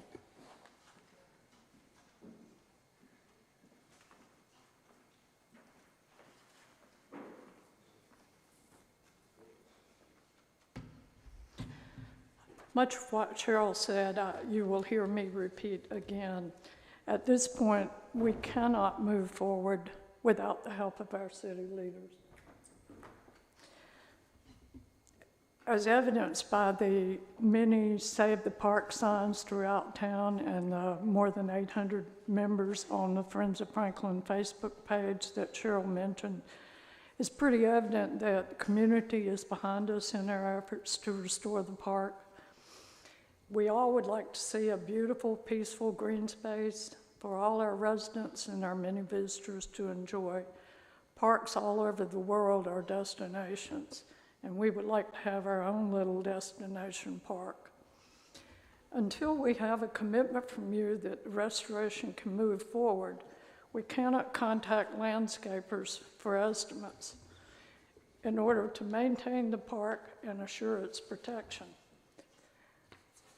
I'm sorry. Until we had the estimates from the landscape companies, we're not able to apply for grants because we don't have a dollar amount figure to give them for the cost of restoration. It is possible, with the large amount of grant money that's available and with the efforts of Friends of Franklin and the city applying for these grants, that the only cost the city would incur would be for the price of getting estimates and perhaps moving the stage. It will be necessary for you to make changes in the city ordinance regarding Franklin Square Park, and the aldermen are the only ones that can make those changes. We have sent you proposals for those changes, which are in your packets. We understand that the city manager has recommended that you send these changes to the Parks and Rec Committee for their input, but ultimately it's up to you. If the Parks and Rec Committee are not willing to make these changes, we would like to know their reasons, and we would like to know what their plans are for Franklin Square Park. We would very much like to work with Parks and Rec in restoring Franklin Square Park. One issue that we have been seeking an answer to for quite some time deals with moving the stage that's currently in the park proper in that green area that I showed you. And we have never said we wanted the stage removed. We would like to see it moved to another location within the boundaries of Franklin Square Park. We even have the name of a reasonably priced house moving company we'd share with you. Very successful events have occurred in the location that we're proposing, and with some landscaping and creative thinking, a very nice looking venue area could be created. As to the stage itself, it was built 40 years ago with federal grant money.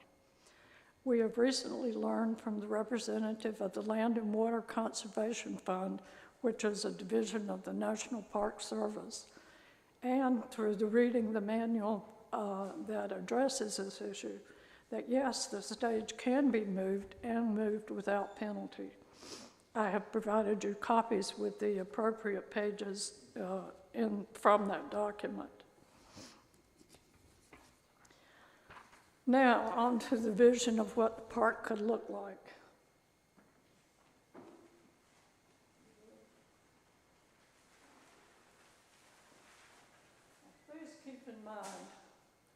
Please keep in mind that this is just an idea on paper. It certainly does not have to look like this.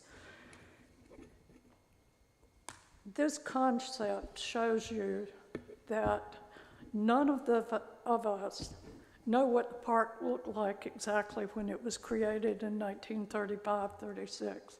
We're old, but we're not that old.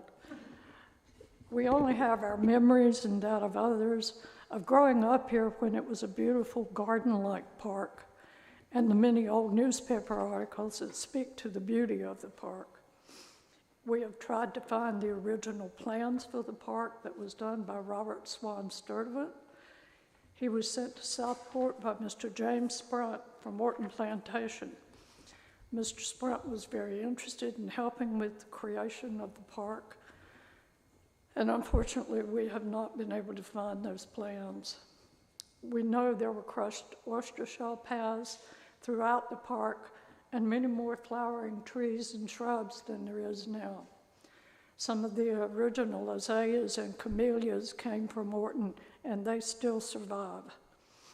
2, this drawing that I'm showing you, especially the location of the paths, could be quite different depending on the location of the existing trees and the recommended mulch placement by the arborist. All of the paths that would be put into the park would be ADA compliant. The amended phases of restoration that I passed around this morning could also change based on discussions and recommendations from the landscape company that would eventually be doing the restoration. We would like to thank Everett Jones for his interest in restoring our beautiful park and his willingness to provide us with the names of reputable landscape companies that he has worked with in the past, which we could contact for estimates. So, ladies and gentlemen, what we are asking you for this morning is, 1, to approve by resolution a complete and full restoration of Franklin Square Park. 2, that the Board of Aldermen amend the existing ordinance wording for the future protection of the park.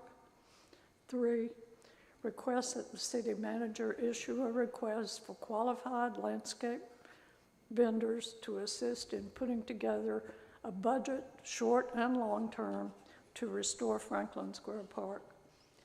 And 4, establish a regular maintenance schedule for the park as recommended by the arborist and the landscapers so that the current sad condition of the park never happens again. We would recommend a separate division of Parks and Rec be created just for this purpose, and that Friends of Franklin would very much like to be included. That pretty much concludes our presentation to you. The future of one of the most historic and beautiful places in Southport rests with you. We're in hopes that you will make the right choice, not only for now, but for future generations that live in and visit Southport. Thank you for your time, and I'll be glad to answer any questions. Okay, I'm going to start at this end. Alderman Lay, do you have any questions? It's going to be interesting to see how all this could fit into what we've talked about. But the earlier assessment we had on the condition of the park and how all this fits in there. I don't know if it can all be done at one time, but this is definitely something that would, we need to take a look at and make sure that, we're taking care of the park. So, this is a big project, and this is going to take some time to do. It's not going to happen overnight. But I think it fits into what we want to do in Southport. This is in no way what we envision as an end result. It's just a... I'm sorry. Can you turn the mic towards you so people at home can hear you? Like I was saying, this is in no way what we would like to see as the end result. It's just an idea of how it could be done. And we know that changes would have to be made based on landscapers and arborists' recommendations. But we would like to see it become a beautiful, peaceful, green space in Southport, perhaps with a nice water feature in the center. We know originally that the Oyster Shell Pass basically diagonally bisected the park. We know there was a path this way. There used to be an entrance down here, and just inside that entrance, there was a sundial. We don't know when or where that sundial has gone. There were other things in the park as well that are no longer there. The anchor that currently sits over here at one time had a plaque. Nobody knows anything about the history. That anchor had a... Can I use the mic?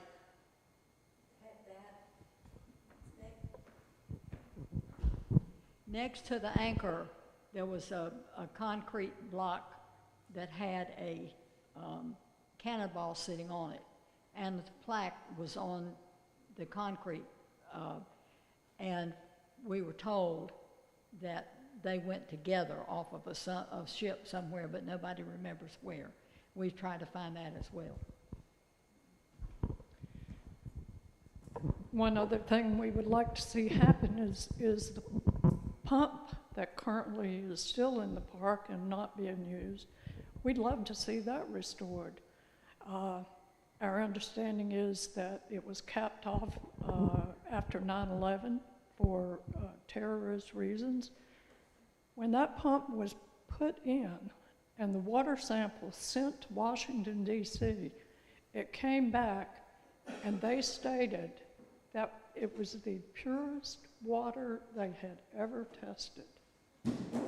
Who knows what it is now? But we could test it and find out. Other questions? Alderman Spencer. Okay. Alderman Kelly. I remember playing with that pump as a child, so yes, I think that I can't speak for the whole board, but I think that as a whole, our community is on board for protecting the park. We just allocated $50,000 today towards the park. I wonder if that's something that you can use to take the next step to go then to say, hey, we now have this allocation of funds. Can we get matching from that? Because we did that this morning already. Mm-hmm. As far as matching funds go, Division of North Carolina Parks and Rec has given Southport, I think Cheryl mentioned it, 2 very large matching funds.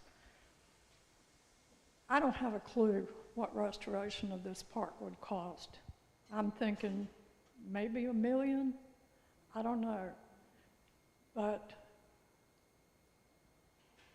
there's so many grant availabilities out there that I would think we could come pretty close to getting every dollar we need just from grants. We have already talked with the More Charitable Foundation, which is the Orton Plantation people. They have a personal interest in this, as Mr. Sprunt and Mr. Sturdivant contributed to making the park originally.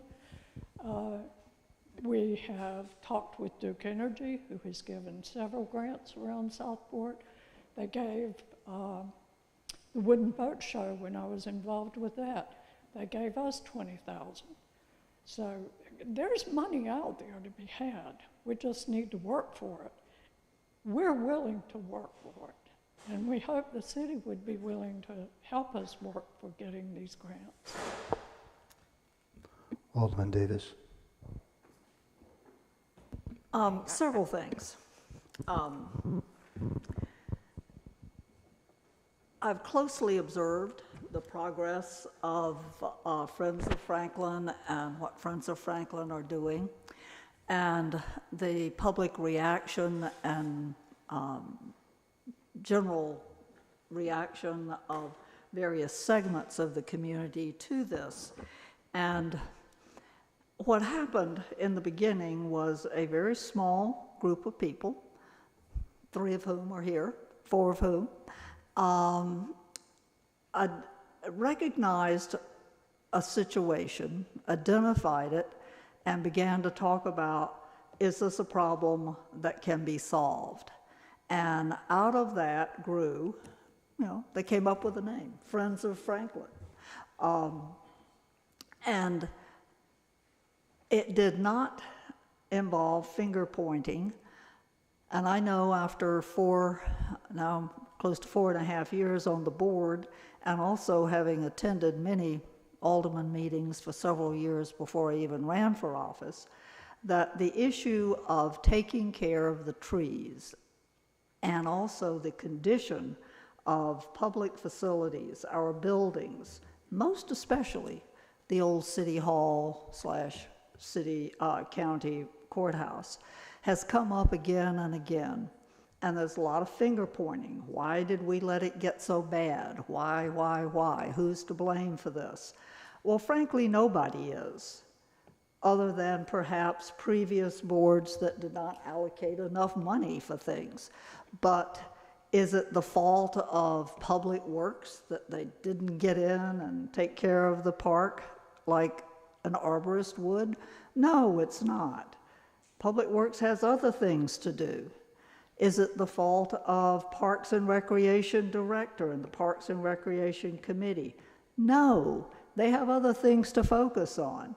And I do know that every budget year that I can remember, the Parks and Recreation Director has asked for money for repairing or doing something good with the stage, has asked for more allocation of personnel and money to take care of the park.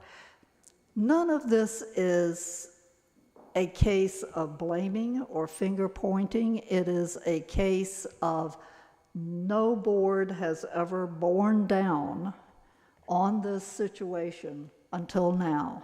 And I don't believe there's any disagreement on the fact that the park needs to be valued, preserved, taken care of in a regular, maintained way. And yay to us. We've just spent $50,000 of the public's money to take care of this park, and I don't believe that this board's inclined to just say, okay, that's it, we're never going to look at it again. I think that we will continue to take care of it. The Friends of Franklin have gotten an awful lot of traction with the public. there's not a whole lot on Facebook about, or social media anywhere, saying that we shouldn't be taking care of the park. So the issue ultimately comes down to what uses are appropriate for keeping the park the way we want it. And then the sub-question to that is, what do we want it to be? And that's yet to be determined. Friends of Franklin, which has come before us with a proposed ordinance change, has said right up front, we are asking you to take this back to, send this back to Parks and Recreation Committee to come up with recommended changes. And I imagine that Friends of Franklin and anybody else who's interested specifically in this will be going along to those meetings. Parks and Recreation Advisory Committee meets on the third Tuesday at 6 o'clock in the office that is next to the old gym. And if there's still some basketball being played there, there's a concession there, and so you can also get a hot dog and some good things to eat while you're at the meeting. Anyway, this is a work in progress, and the ultimate uses of the park are certainly to be determined in general by the public. This board will certainly listen to the public. Every now and then, over the 5, 6, 7 years, somebody has gotten up and complained about the condition of the park. And boards took it under advisement. Look how long it took us to start a cemetery committee, for heaven's sakes. And how many times did we hear about that? Well, now we've heard about the park, and we're looking for the best ways to take care of it. Not to prevent people from going in there, not from having the public thoroughly enjoy it. So, did we have a motion on the table? No, we thank haven't got, goodness. we still are in the discussion phase, and I skipped over Alderman Kelly, so before I go to Robert, I'm going to go back to Alderman Kelly. Okay, so having closely observed the progress of Friends of Franklin and the public reactions, as well as being a liaison to the Parks and Recreation Committee and formally to the Forestry Committee, I can say that everybody's intentions are good and are the best. We want to take care of the trees. We want people to enjoy all of the parks. And I jumped before Alderman Kelly was done, so I'm going back to you, ma'am. Thank you. I did just want to share, as liaison to the 4th of July Festival Committee, the 4th of July Festival Committee has moved their craft show to a new location this year that I think will work beautifully going forward as well. We're pretty excited about it. So we will see the craft show along Bay Street this year. So that is something that, with the help of Chief Coring, we were able to come up with a way that makes that work for the festival. And it's sort of an exciting thing to kind of have everything reallocated kind of more to a downtown feeling for that whole festival as well. So I did just want to share that with you guys. It works for the classic cars. If I could make one more comment. We have never wanted to see the events that draw so many people to Southport stopped. That's not our objective at all. There's just so many alternative locations that can be used that the slightly over 1 acre area of Franklin Square Park proper, we're not asking for a lot to have a nice, green, peaceful, people park and not a fairground. There's just so many other places that all these events could occur, and we enjoy them too. We appreciate everything DSI has done for Southport. I used to be a member of DSI. They have done many, many good things for Southport, and we want to see them continue doing those things. We would love to have them on board with us to help us restore the park. So go. Alderman Carroll. Alderman Mosteller. Thank you. You want to sit down? I'm not going to ask you any questions, so you don't have to keep standing. I appreciate the time and attention y'all have invested in the desire to have the city earmark resources to help improve the park. I certainly appreciate that. I believe everyone in Southport recognizes the importance of Franklin Square Park and the need to address decades of deferred maintenance. And I do want to say, in our 2023-2028 Parks and Recreation and Open Space Master Plan, there are 37 references to Franklin Square Park. In the plan, there are recommendations for Franklin Square Park, which include trimming and properly maintaining the trees and azaleas and formalizing the entrances to the parks with brick pavers and using pervious pavers and providing designated walk networks. So that is in our Parks and Recs plan. And to echo what Alderman Davis said, the development of the master plan was a public-centric process, and it included public meetings, citizen interviews, and a needs assessment survey of over 500 respondents. So the city, we have information about Franklin Square, and it's been thought about. Citizens' responses to the one thing that could, to the question in that survey that was the one thing to do better, included better lands for Franklin Square Park, included better landscape maintenance, and to create a walkway plan and to rebuild the stage, all of the things that we all know we would like to see happen there. So I think the entire city is there, but I do think that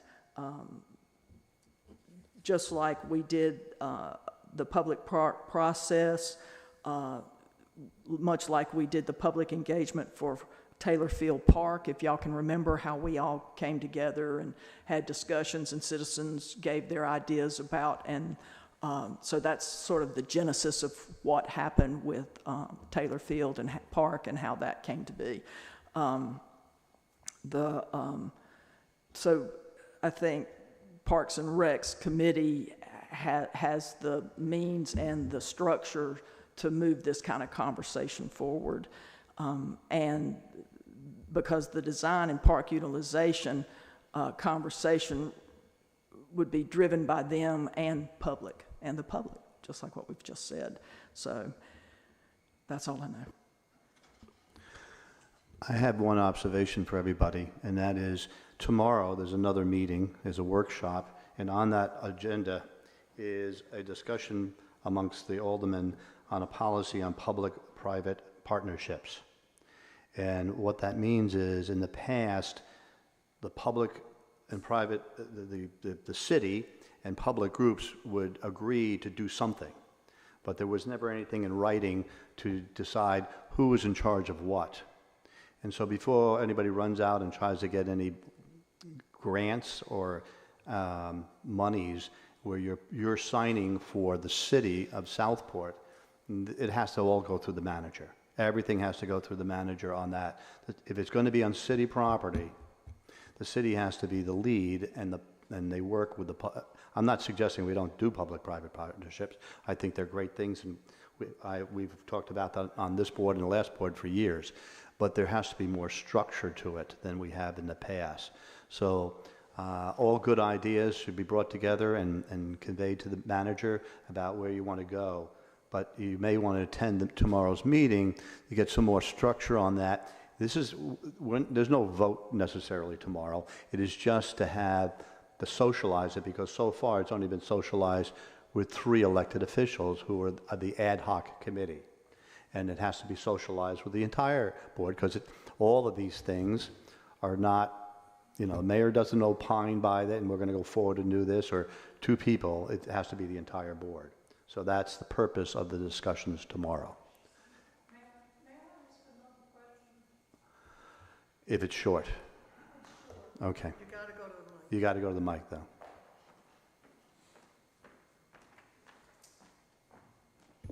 Friends of Franklin are currently trying to get their 501c3 status so that we can receive money from grants. If we receive money, can we then designate it to the city just for the purpose of the Franklin Square Park? I suppose technically you can, but I think what you'll hear tomorrow is discussion about, before you go forward with that, is that something the city actually wants to do? In other words, we could have groups running all over the place coming up with their own ideas that we want a fountain right out here. So we're going to raise money, and then you get the money or the commitment from a grant, and we don't want the fountain out there. So that's why I'm saying all of those things are going to be discussed tomorrow to find out what the will of the board is as far as controlling those types of if it's on city property, the board, and it's a policy issue, this board has to make that agreement that that's where we want to go before you and get money to do something like that. Does that make sense? Yeah. Robert, am I Yeah, phrasing that absolutely. correctly? And I think one of the things further to expand on is that if there's a separate nonprofit collecting funds that are then going to be dispersed to the city, and the city doesn't do the project, how do we, so we need to make sure that whatever that agreement looks like, that private partner, that policy basically, that we have a mechanism to get people back their money if for some reason a project doesn't go through. And if we're collecting, another part of this discussion, if we're collecting money, we collectively, the public and the private people are collecting money, it has to go into the city as a line item. And then we're going to recommend a process. I'm sorry?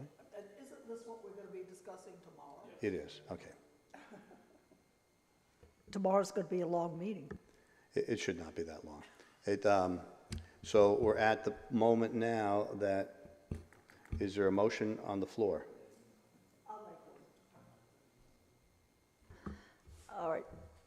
I think I'm going to cover all bases. This is a multi-part motion. First, that the board direct the city manager to issue RFPs for landscaping plans and cost for Franklin Square Park. Two, that the board send back to the Parks and Recreation Committee the recommended changes that the Friends of Franklin have made and any that the alderman would like to make regarding uses of Franklin Square Park. That would include the uses of the stage and the placement of the stage.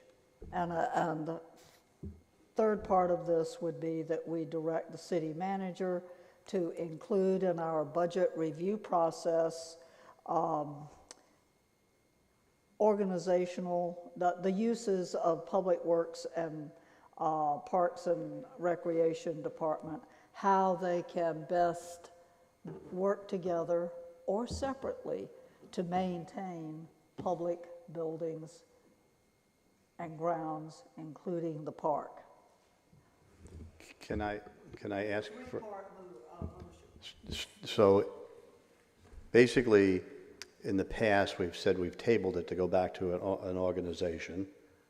That was the kind of the motion.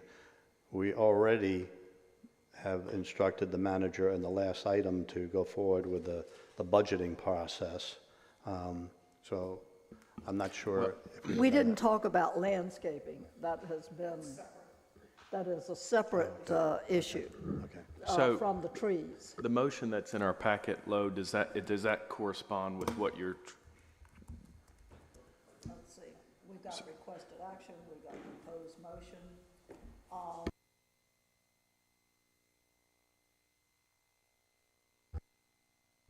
We've already dealt with, which is commit to the full restoration of the park proper. So the second part of that proposed motion would be refer the changes to the Parks and Recreation Committee for their advisory opinion and recommendations to us, and request that the city manager issue a request for qualifications for license. I think that's a request for proposals, actually, for licensed landscape vendors to assist with putting together a budget short and long term to put Franklin Square Park into its former state as a historic park and garden.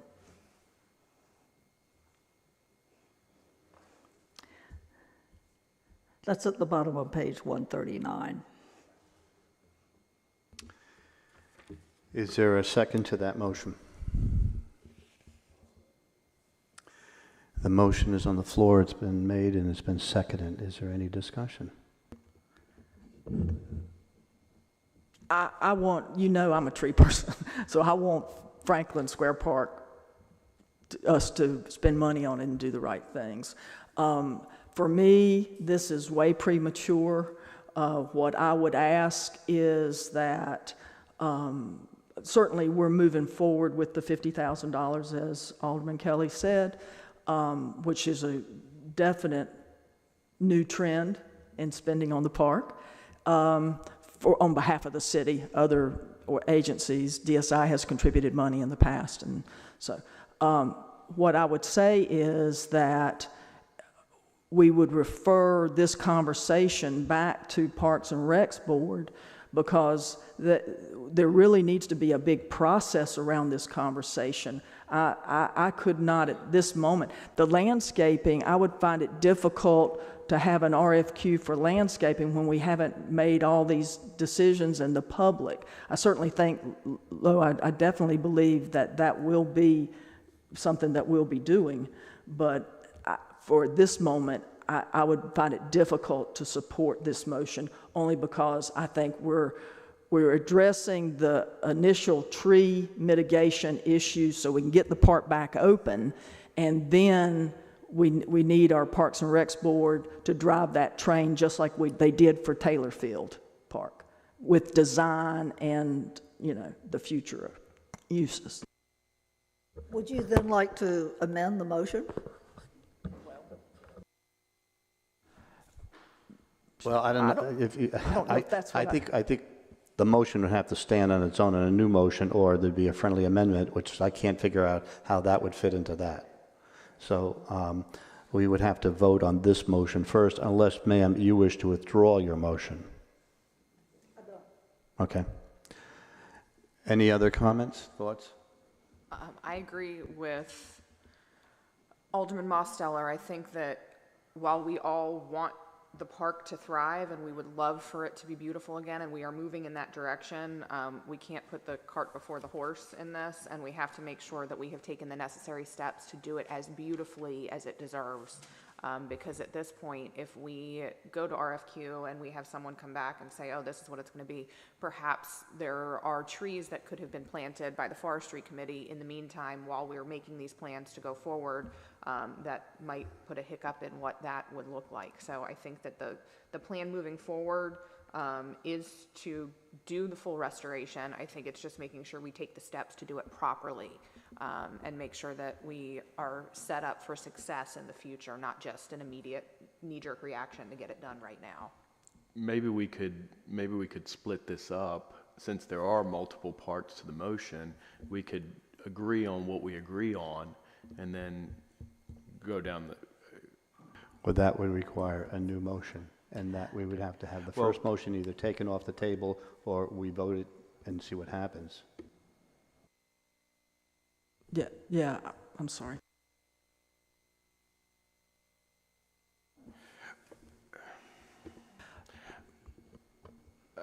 I guess this second part is I'd like to better understand what Alderman Mosteller is trying to, because we certainly want Parks and Rec and the community's input on what the future use is going to look like.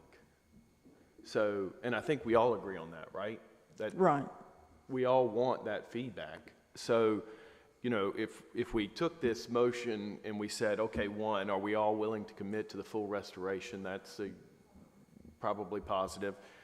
Two, do we want feedback from Parks and Rec and an advisory committee? Yeah, I think we could all agree on that. I'm sorry, what? Are you listening no, to me? I am listening to you, but this is my problem. I'm sorry, I'm interrupting you from your thoughts. We're saying we want to do the full restoration. Well, we don't even know what that even means. Is that just a philosophical, we love the park? Is that what that means? Philosophically, we love the park? Because we can't really commit to a full restoration because we don't have any idea what that is. So that's why I'm saying, let's send it to our Parks and Recs people, let them parse this out so that then they can create public engagement opportunities. Let's get some of that, then they'll synthesize it for us, and y'all will be participating in the public as part of the public. So it's, everybody will be. And so to me, that's sort of just the only next step is that. That's why I'm sorry. Well, and I think that goes back to the idea that the RFQ may be slightly premature in that we're working on the whole tree conversation, the 50,000. We're trying to spend that 50,000, which is going to likely include mulch or not include. I'm sorry, Bonnie. The 50,000 doesn't include mulch, or it may include mulch, or. At this point, there's some that's in there, but not all of it, no. I guess the thing that makes more sense, I agree with Alderman, Mosteller. I mean, I think it should go into a committee. I don't know if it's Park and Rec or it's a combination of, I don't know what that means.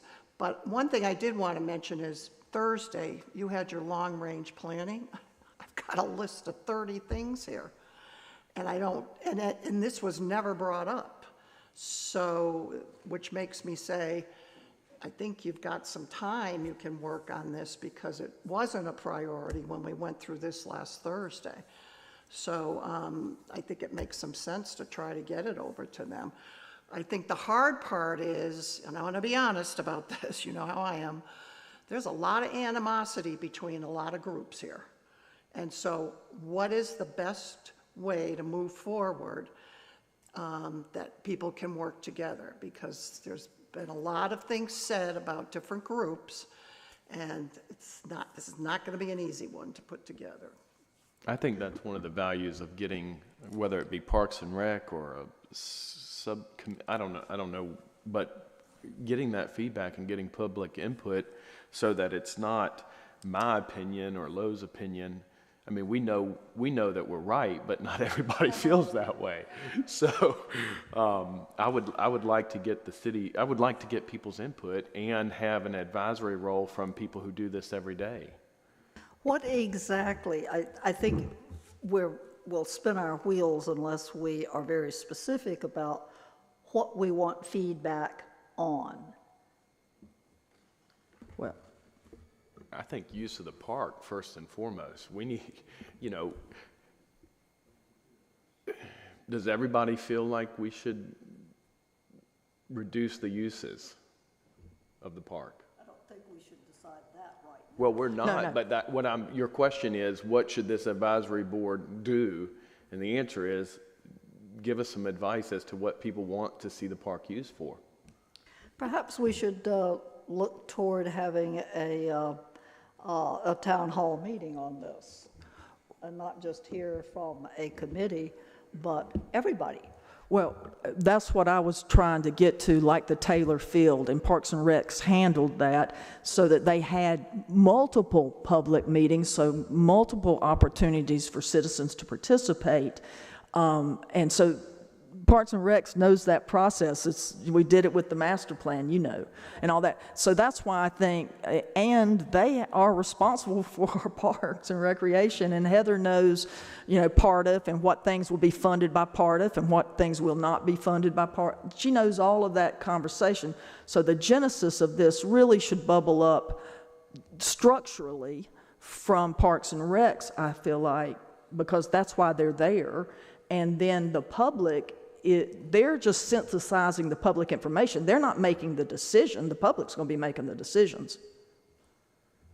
So the process, this would go back to Parks and Recreation, or go to Parks and Recreation Committee to discuss, we need to be specific, and then to Plan public engagement. once we get their recommendations, to have a town hall meeting, or what? No, have them, they don't have any recommendations until they get public input. Okay, See and what they I'm saying? would Like have Taylor public Field was done. input through a town hall meeting, or what? Well, typically what we've done, just like we did for the Parks and Recs plan, is that they hold the committee will hold several meetings where they'll make somewhat of a presentation and possibilities and synthesize that information. And then that's what they'll bring back to us. And I'm sure there'll be more than one. We'll have a public meeting at some point on behalf of the board to whatever those recommendations are for yet another layer. I mean, that's typically how it would be done. So I would withdraw my motion if you'll make a new motion, very clear about what we're doing. Okay, bear with me. I might let me have first to withdraw. I did.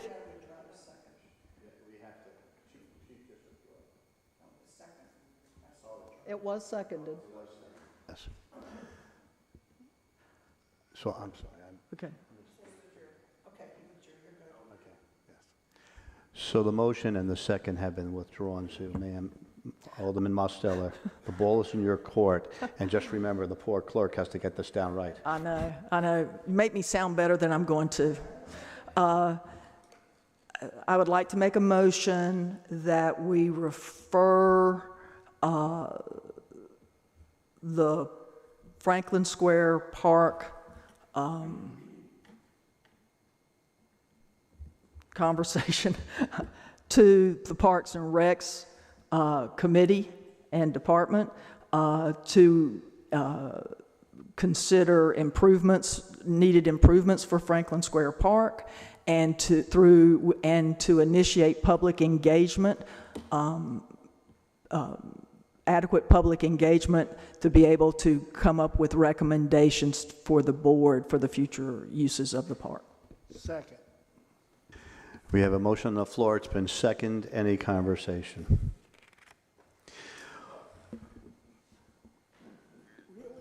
Well, no. I'm just saying that this should not keep us from. I mean, we're going to continue to work in the parks and do maintenance. That's separate. Okay. All in favor of the motion as stated, please say aye and raise your hand. It's unanimous. Now, for clarification, the 50,000, the cutting of the trees, the cabling of the trees, all of that, that's still going forward. And we're still going to try to get the park open as quickly as we can. This is like phase 3 of the whole process to see where we're going to go with the park and what kind of yearly maintenance line items we have to put into it, much like we did with as has already been brought up, the cemeteries. We now have line items for the cemeteries. We'll have line items for this, and we'll move forward with that kind of thing, provided Parks and Rec says that's what we should be doing. Mr. Mayor? I just have I do have one other question, Ms. Bonnie. We're going to continue to, like the mulch we're going to still, that's still going to be a part of the conversation separate from all this other stuff. We're still going to move forward with, Yes, there's two separate things going on So, here, so just to clarify here, we had 6 trees that were supposedly going to be the $50,000 amount to cut, and we will only do 3. So there should be excess money in that $50,000. I know, because you have pruning, and I sent that out to everybody, and you've got the cabling and all that, so, and I don't know, maybe I'm gonna have to come back and need more. This is all estimates, so we gotta get that RFQ out first, that's the big thing.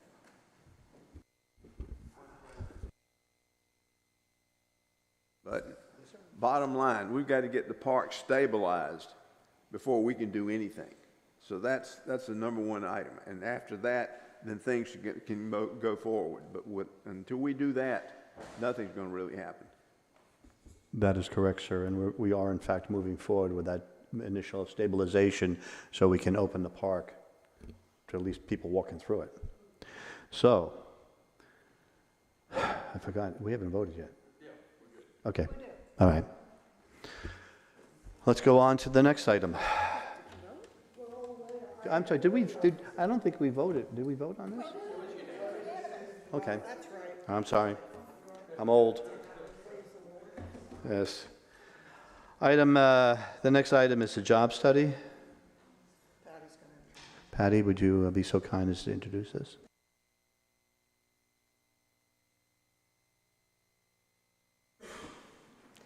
Good afternoon, almost, everyone.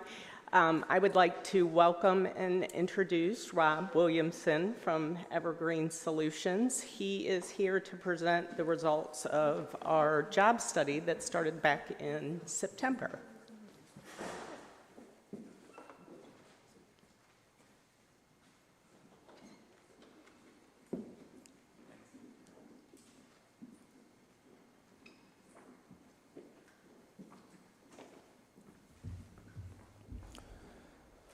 Good morning. How are we doing? It's so good to be back with you again. The last time we were in the smaller room and we didn't have this view during the meeting. So, you know, not that my opinion matters, but I like this room better. This is very nice.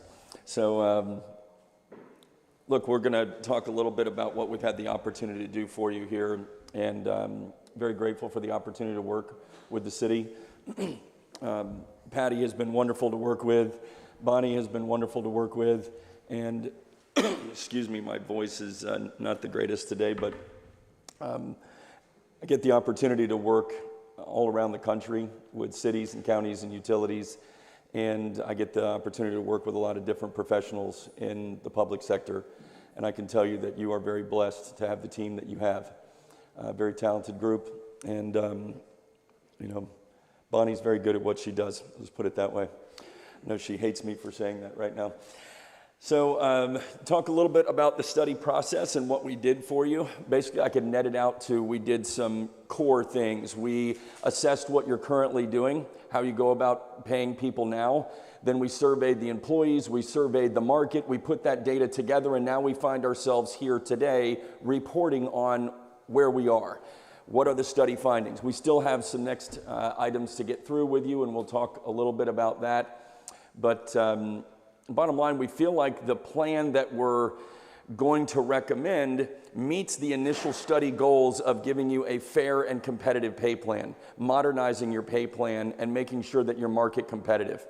So, see if that'll go to the next one. So it started with a kickoff call with your leadership team. You may remember that I was here for in-person outreach. I actually had an opportunity to meet with many of you. We had a meeting where we even discussed a little bit in that other room, hey, what are some of the market peers that should or shouldn't be on the list? And you provided valuable feedback at the outset of the engagement. We also interviewed employees and had focus group sessions with them to start building a perceptual idea of what it's like to work here and what are some of the challenges you have and some of the areas that we should be focused in on. Then, as I said, we moved into the employee survey. Then we moved into the market survey. And ultimately, we're trying to recommend a pay plan for you today that's fair and competitive.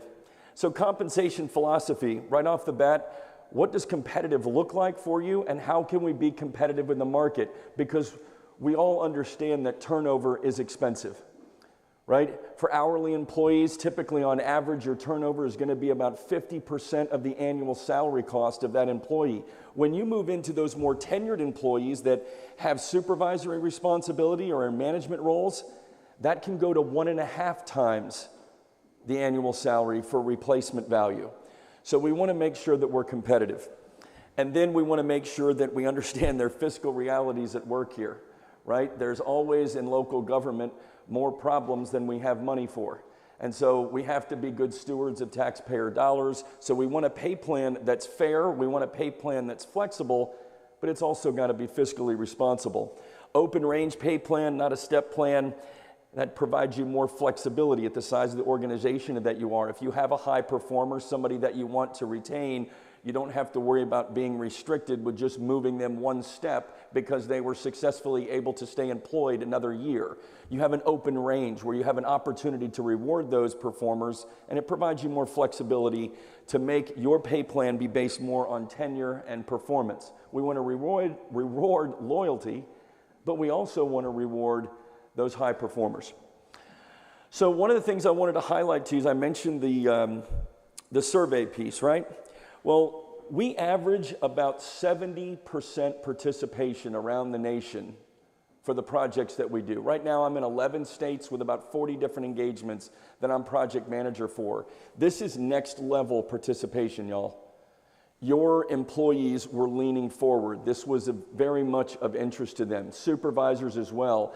And it also enabled us to capture the essential functions for every position that you have here. Why does that matter?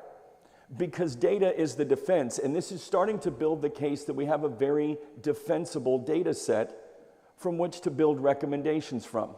So as you look at that employee survey piece and we start to put it together with the market survey piece, we see that the participation really helps lead us to a defensible recommendation. A couple of slides that I included in here to kind of give you a, hey, this is what's going on nationally in the private and public sector, and then we'll bring it back home. So why the private sector? Well, I wanted to show you this because typically the public sector lags the private sector in wage growth. We know that basically there's everything that happened in the labor market before January 2020, and then the graph looks like this after 2020, right? I mean, you can see that things just start to go up significantly. But in the last two quarterly reports, we're starting to see that wages are moderating, that they're tapering off, okay? We're not going to keep going up. That's encouraging because we know that from a competition standpoint, private sector entities were just throwing money at public sector employees to get them to move over, and it created some significant staffing issues, the ability to deliver services. It was nationwide. So now that that's starting to moderate, I wanted to show you a slide that adds in benefits as well. And you can see that the growth is starting to slow, but even with the last quarterly report, we're still at about a little over 4% in wage growth in the public sector. Why is that important to you as a policymaker? Because the do-nothing option is really not on the table for you yet. Wages are still going up, so to be competitive, you're probably going to have to look at maybe tying future increases to some type of index, a CPI index, 3-year rolling index, something of that nature to where you're at least looking at a cost of living adjustment to try to keep pace with the market. If you hire a consulting company to come in, we make recommendations, you move your employees to market competitive, and then you don't adjust things for 3 or 4 years, well, it's going to erode your market position. So as it relates to the market piece, we had 19 different approved market peers. We tried to get some on the high end, some on the low end, obviously recognizing that you're in a very unique position. And in a unique position geographically, but also in a unique position in the services that you provide, and that you probably need to be compensating above the average of the market if you want to recruit folks to be employed here to a certain degree. We had 53 benchmark classifications. That's all your benchmark, that's all your job titles we observed to market. And we had a very robust, basically 9 responses for every job that you have here. Here again, that's a very defensible data set where we're starting to get 9 data points for every individual job classification. This list will probably look familiar to some of you because many of those on the list you were very interested in having on the list. We heard that feedback last time. And then there was a few that we heard, hey, we don't feel it'd be appropriate to have those on the list. And so they were removed. So we got to ultimately an approved targets list. This is what we went out to market to get salary data from. All those ones in bold indicate ones that return data back to us. All of the must-haves that were identified by staff were on there, except for Oak Island. Market survey, so we take all of the data together and then we're averaging that together to give you a market position at the minimum, the midpoint, and the maximum. So why is the minimum important? Well, when you have an opening, you're going to post that job and you're going to have a starting minimum salary.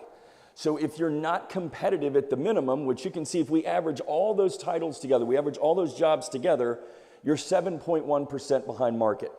So that means that overall as an organization, at your starting salary range, that's not what you're paying people, that's what your salary range is. That starting salary range is behind market. Midpoint is something that I feel you're going to be moving toward being a little bit more vulnerable if you don't get competitive there. Because it's important that once employees get the certifications and the licensure and a little bit of tenure under their belt, it's important to retain them in any city or county. But in the location that you're in, it's incredibly important. I think 69 of your 77 employees have less than 15 years of tenure. Your labor force, if you will, is not a high tenured labor force, which means you have a very attractive labor force. And so in a market that's hyper competitive, you could have other cities and counties provide 10, 15% increases and try to recruit some of them. Yes, Mayor? So in North Carolina, since almost all public entities are under the state retirement system like North Carolina has, is the figures you just gave, are they the same across the state? In other words, the reason why people can move back and forth in North Carolina is because they can take their retirement and move it with you. If you're in other parts, other states, and they have their own individual retirement systems, after you got 5 years, and you got the hook in them, and they're not going anywhere. But my point is that your statement sounded like we were unique in this field. I don't know that we're unique. I think everybody suffers from the same thing, do they not? Because employees can pick up and leave the next day and go to, let's say, Boiling Springs because the retirement's going to go with them. Does that make sense? To your point, retirement is important because it provides flexibility for employees to move from one city or one county to another without fear that they're going to have to, quote unquote, start over again with retirement, right? When I say unique, what I'm speaking of specifically is more of the geographical area that you're in.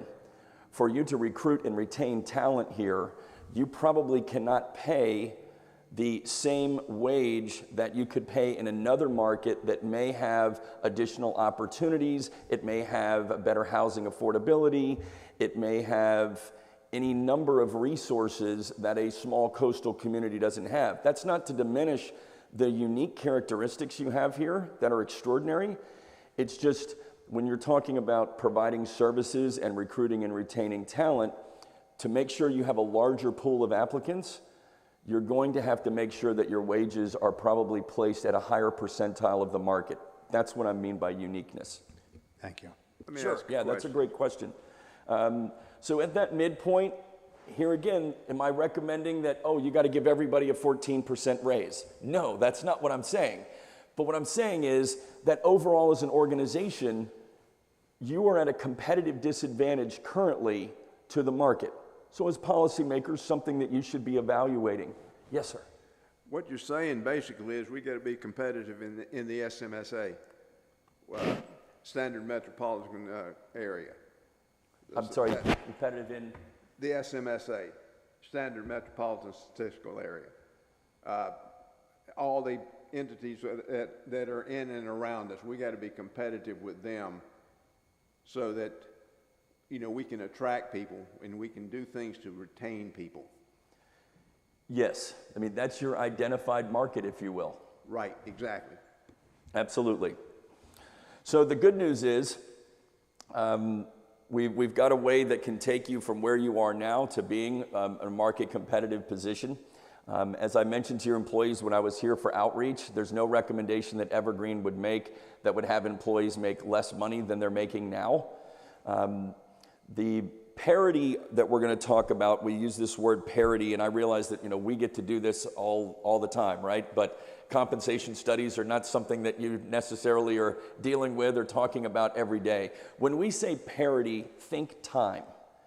We basically are trying to create a pay plan for you, and the methodology is we take all of your existing job titles, your existing job classifications, and we want to move them into new market competitive pay ranges.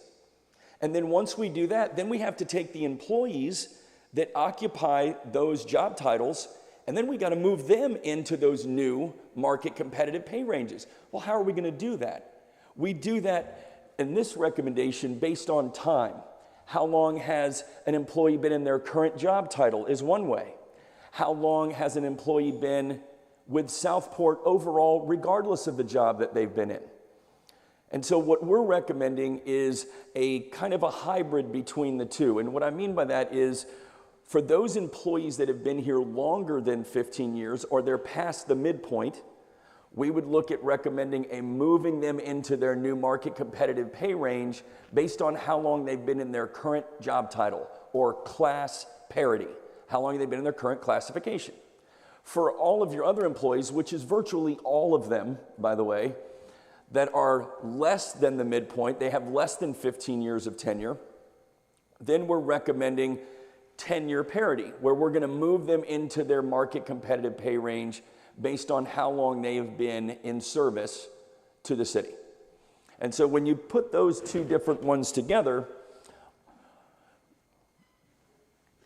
I'm going to go forward and then I'm going to come back. When you put those two together, this is what you end up with. Now, I put hybrid parity on the list here just as a reference point. It's not a recommendation that we are bringing forward.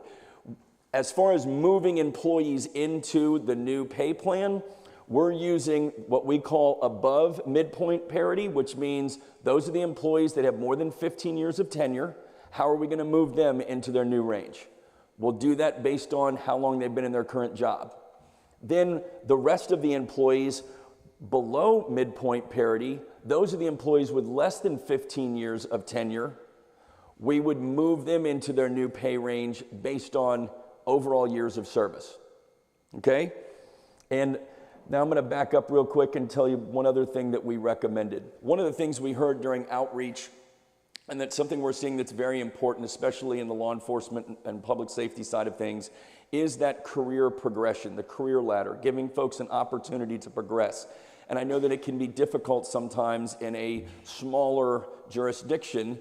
You can't give people 10 different levels all the time, right? But we did see some opportunities here with police department. 2 positions were recommended. This was a part of the appeals process. This was part of the JAT survey process. This was part of the outreach process. Basically, through the collaboration with staff, we ultimately recommended adding a police officer 2 and then the master police officer position to provide a greater level of progression. With the fire department, specific request to add a firefighter engineer, someone who's qualified to operate the apparatus. So now we have an introductory firefighter position, and then we also have the ability to move firefighter engineer along with the paramedic position.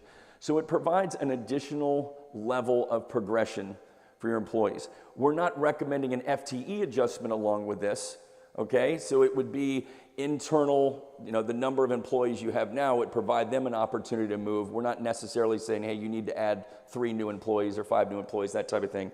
Obviously, that's your decision to make later on. So come back to the money slide, and certainly available to answer any questions you may have. When you see the bring to minimum cost refers to bringing employees to the minimum of their new pay range. So we do that first, okay?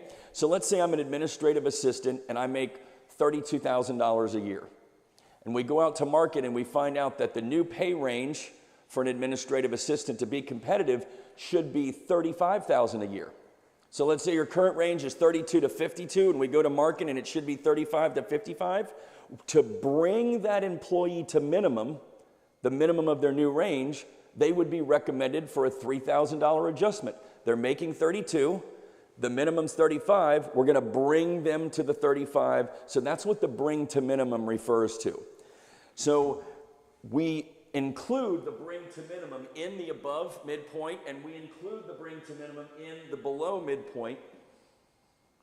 I know it doesn't look like that because we separated it out, but just so you know, it's not an additional cost, right? It's included in that. So for example, these above midpoint parity employees, the 4 of them that would be adjusted, that $20,000, $24,000 cost, that includes the cost to bring them to minimum. It wouldn't be the $24,000 cost and then an additional cost on top of that, okay?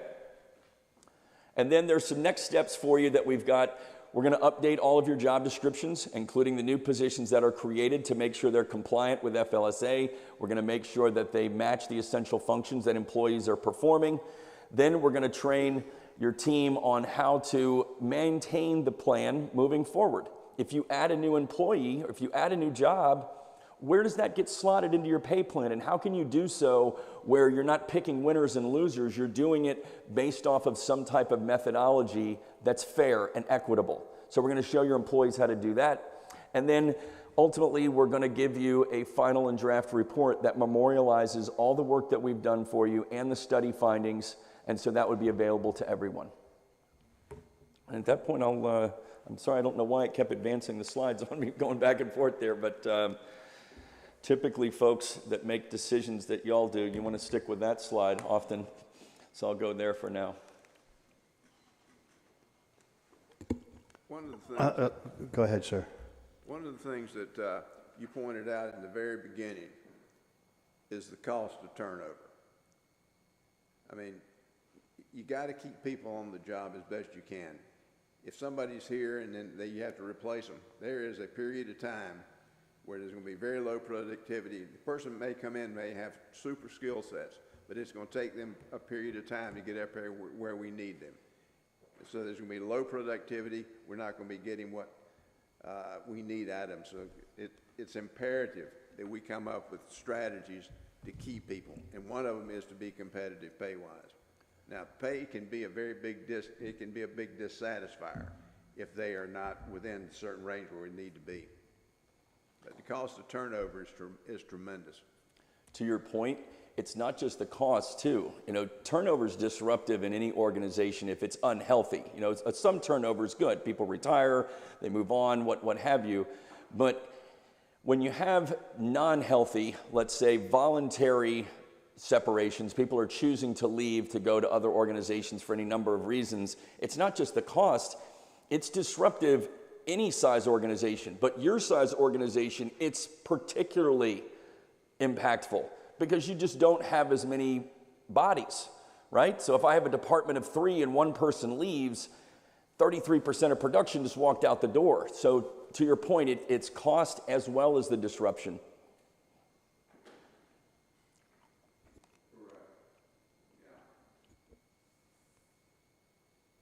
Are there any other questions? I have a couple here. When I'm looking at these dollar amounts, is that for the salary increase alone, or does it take into account the additional costs the city would have to pay for workman's comp, social security, retirement, yada, yada, yada, yada, which is all based on a percentage of their salaries?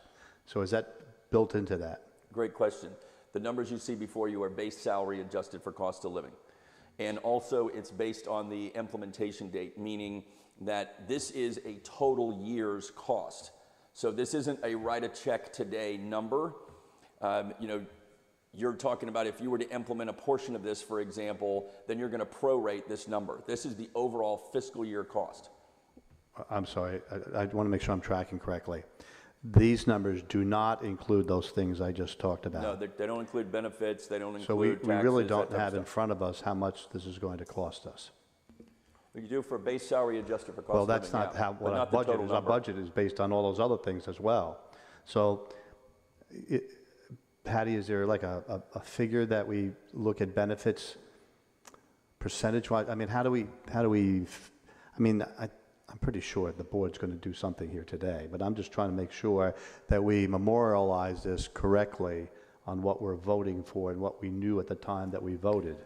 And so I'm a little fuzzy on this.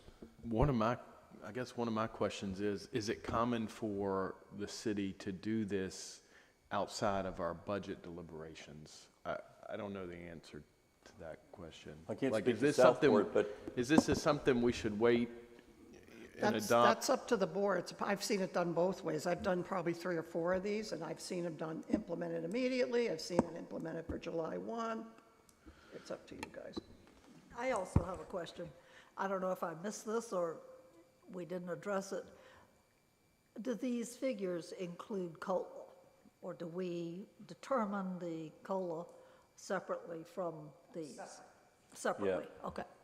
these are based on the current annual salaries as they exist today. And in answer to your question, Alderman,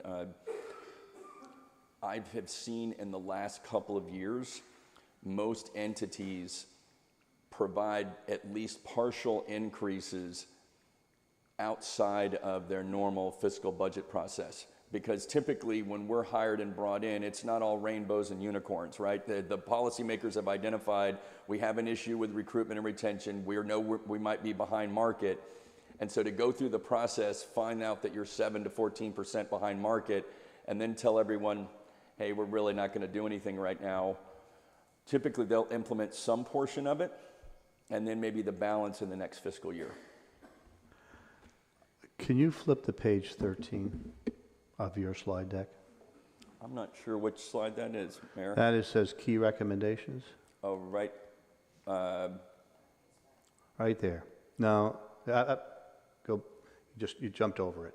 There's another one. It says there's 5, 6, 7, 8 on it. Is right there. So, for clarification, if somebody was to pull this off this deck a year from now and look to see what we're looking at, that when I read that slide, I asked the manager, why are we sliding in new positions into a comp and class study when that's a separate total item? So that, to me, it looks like we're trying to add 2 police and one fire position, and that's not what it actually means. But I want to make sure for the record that we actually say what we really mean, because that, unfortunately, to me, is not as clear as it should be. I think that's on me. I can see where you're coming from on that. That wasn't my intent, to be sure. Can we go to those slides that show that? Because what you're doing is just renaming. Is that right? What we're doing is we're adding a title, not bodies, additional titles. So when somebody comes in, they've got somewhere that they can promote to try to go up the steps. We don't have enough steps. So somebody brand new would look and say, hey, if I go to Leland, I could be having more money within 2 years. You guys, takes me 20 years. So it's not bodies, it's just titles. Can I ask a question We here? already have police officer 2. Is that right? The current classification is what we have? You do not currently have a police officer. That's why we highlighted these 2 positions. These are the 2 that would be added that you don't currently have in your pay plan. Pardon me? Yes, I mean, I guess I could have left that cell blank, but we tried to highlight in green. The 2 positions that you don't currently have are highlighted in green. Those are the ones we'd be recommended adding. I think what they're saying is if you go to the current classification, it says police officer 2. Yeah, we should have left that cell blank, I guess. When you talk about this, regardless of the job, you've got a salary range, and that's just pay. Now, how much do you add to that for total compensation with benefits and all the other things, retirement, all that stuff? What percentage would you add to that? 10, 15, 20, 25%? I'm thinking 10, but I'm waiting for Lance, our finance director, to get back to me. It's a substantial amount that it'll cost the city that. And the slide with the money, the classification upgrade, that one. So you said that above midpoint parity, that 24,000 is included already in the 62,000, correct? The 24,275 for above midpoint parity, that includes an employee's bring to minimum cost. Well, that, So help me understand. So then that 62,000 does not include the 24,000? Look at them as different options. So if you were just going to say, look, we just want to bring those employees to minimum that are behind the minimum of their new range, and that's all we're going to change, then I don't know why this keeps moving forward like that. That would impact 15 employees, and it would just bring those 15 employees to the minimum of their new pay range. All right, so that would be one standalone option. Okay, so, but the 4 employees that are above midpoint parity, are they included in those 15? That to bring to midpoint? Yeah, there is a bring to minimum adjustment that would be included in these 2 options. So part of this 24,000 includes the cost to bring an employee to the minimum of their new range. so that, I'm sorry, sir, but this is hocus pocus math to me. I will get into the point. Is it $86, almost $87,000 for those 2 lines, or is it something less than that? Because every time I turn around with this document, I'm finding something that's not added in, and we're asking to vote on something. You didn't include all the Social Security and all the other fees that go along. When you're going to vote on a budget line item, I want to know all the costs for the budget line item. As Alderman Kelly has pointed out, some of the 24,000 is included in the 62,000, but not all of the 24,000 is included in 62,000. So it's a combination of something, 62 plus something, and I shouldn't have to think this hard. Okay, let me try this again. These are 3 different options. Let's look at them as 3 different options. Okay, option number 1 is bring to minimum. Forget about the other 2. Okay, so if you were to just bring employees to the minimum, the employees that are behind their market competitive pay range, okay, so we have 15 employees that are currently in the new pay plan would not be at the minimum. So to bring those 15 employees to the minimum of their new pay range would be $62,583. That would be option number 1. If you just said, look, I just want to bring employees to the minimum. I don't want to move them into the new range based on how long they've been in their current job or how long they've been at Southport. I just want to bring them to the minimum of their new range. When I do that, if I just went with line item 1, and I took a person down here who's brand new, and I wanted to bring them to the minimum over here, that means they're going to be sitting on top of people who have been here for several years and are now making what you're referring to as the minimum. Am I not backing people up? In other words, you're going to be making, you're a brand new employee and I've been here 3 years. The next day, both of us are making the same amount of money. Right, that's why we're not recommending that option. We're not recommending bring to minimum. Well, I need more clarity on this when you're making these options, because you didn't talk about what if I chose 1, bring to minimum. You didn't bring into the fact that I'm dumping brand new employees on top of current employees, and now the current employees that have been here for a couple of years are going to be mad that the brand new guy is making the same amount of money as I am.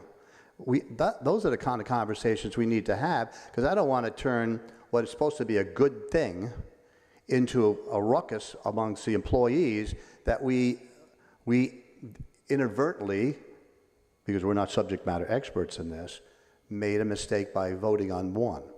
Yeah, Mr. Mayor, nobody's recommending that we increase wage compression or that we implement bring to minimum. Here again, just tried to show different options, and so the board would have different options available to them. Our recommendation is that you would implement these 2 options. And those 2 options, the reason we're recommending 2 different options instead of just 1 is because your current employees, you only have 4 really that would be impacted that are above the midpoint, that have been here more than 15 years. So for those employees that have been here more than 15 years, we're recommending that you move them into their new pay range based on how long they've been in their current job title. So if I've been the Parks and Rec Director for 20 years, we're gonna move the Parks and Rec Director into their new pay range, 20 years of a 30-year parity, of a 30-year length, okay? And so those are the only people that would be adjusted in that recommendation. The rest of your employees have less than 15 years of tenure. We're recommending that you move them into their new pay range based on their overall time, regardless of the job they've had at South Point. So if I've been here 10 years, I'm gonna move 10. To your point, if I just started here and I've been here 1 year, I might not be recommended for an adjustment. I might not move. So what we're trying to do is create a healthy separation and reduce or eliminate the instances of wage compression where right now we've got 2 employees, one's been here 4 years, been here a year, and they both make the same amount of money. This would have that person with 4 years move farther into their range. The person with 1 year would stay where they're at, and it would create a more healthy separation between those 2 employees.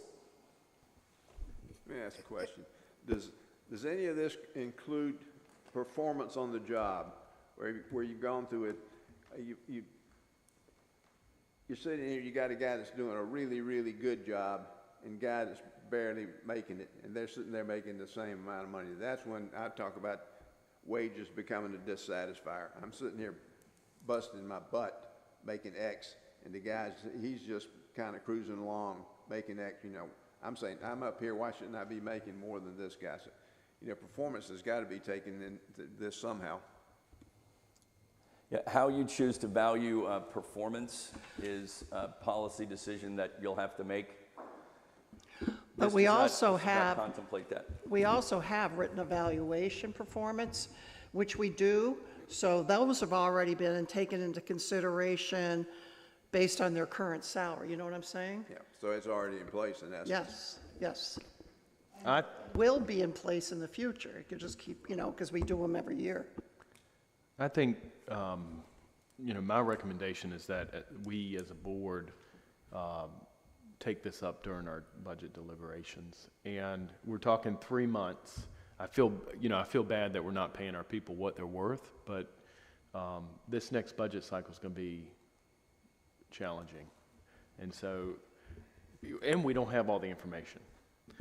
Obviously, that's a decision by the board, but I would, from my point of view, and I won't be voting on this most likely, I would concur with you, and I would ask for our HR director to give us, I'm going to call it the box score sheet, grades, steps, so we can actually see what that actually does.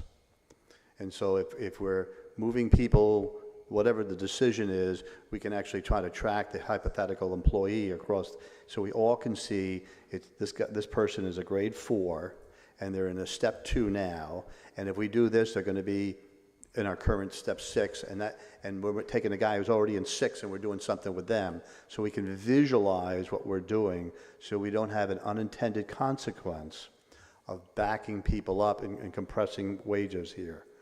Because the charts that I'm looking at don't make that clear to me. Does that make sense at all? Okay. Yes. Yes. I know what you said. Yes. We'll bring it back during budget. We will have all the necessary information. Is that what you want? So actually, we're going to have a motion to do something. Don't we? No, I don't think so. I understand what you're saying. You know, as long as everybody kind of shakes their head yes, then we're going to bring it back during budget with all the necessary information. That's fine. At this rate, we probably should set a whole day aside for that part of our budget discussion. We'll set aside enough time to make sure they go through the budget. It usually is at least 2 meetings a week and sometimes 3, and we'll do as much as we have to.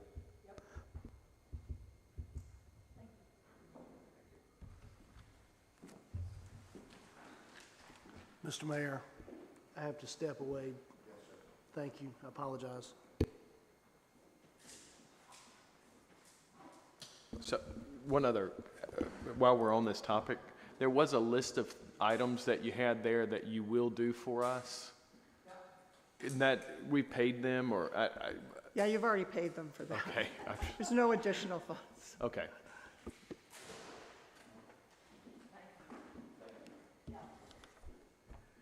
Okay, item agenda G4, which is resurfacing.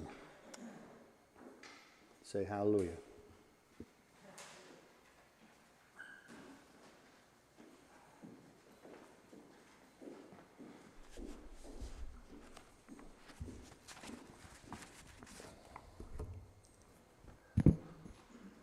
Okay.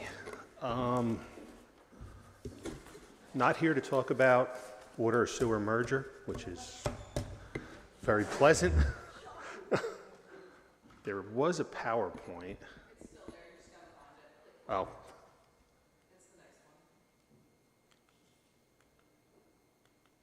Okay.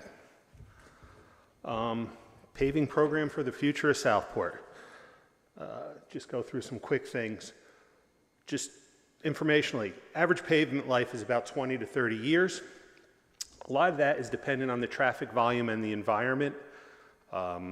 Heat affects pavement, cold affects pavement, rain, all these things factor into it, so you can't come up with everything you put down is going to last this many years. All these other factors are involved. Most of the roads in Southport were paved more than 20 to 30 years ago from what I have seen, asking around and things like that. So nothing's really been done to maintain the roads long term. There's been a lot of patching done by Public Works and things like that, and going forward, a lot more will be done. So there's three major types of road improvements. There's really two, but I put a middle one in there because it's a newer process. The first is resurfacing, which you just simply overlay the road with 1.5 inches to 2 inches of asphalt. That's very effective if your roads are in good condition or you have some minor repairs that need to be done with it.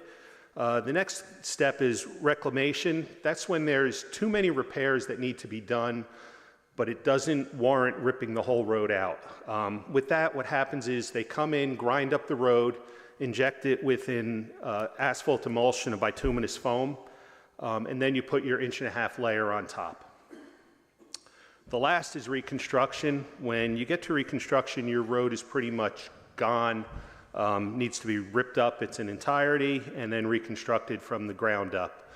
Stone base course, asphalt base course, and then a top course on top of that. Since if I understood Mr. Stanley correct over the years, most of our roads were compacted sand and about 1.5 inches of asphalt thrown on top of it. Yes. So I would think we're at the reclamation part, probably. It depends on the quality, on what the condition of the road is. The type of improvement depends on the condition of the road, and the cost increases as you go from resurfacing to reclamation to reconstruction. Most of the roads in town currently are in the resurfacing stage. There's a couple that I would say would be a reclamation stage, and the reason you would go to reclamation over just the straight resurfacing is there's too many repairs that need to be made. There's too many alligator cracking areas and things like that that would be beyond the scope of what Public Works could repair in-house and get done. That's when you would go to that next reclamation stage.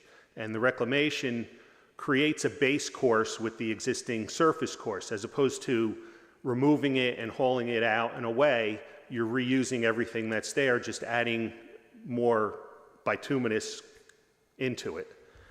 I don't think currently any of the roads are in the reconstruction stage. But the longer we go on with time, you're going to push things into the next category. So a road that's, on the verge of resurfacing, if you wait a couple years, eventually that's going to go into reclamation. Eventually those reclamation roads are going to go to reconstruction. The city currently maintains 28 miles of road. That's from our PAL bill map. The cost per mile to resurface a road is about $350,000 or $67 per linear foot. Therefore, total cost to resurface all the city-maintained roads is $9.8 million.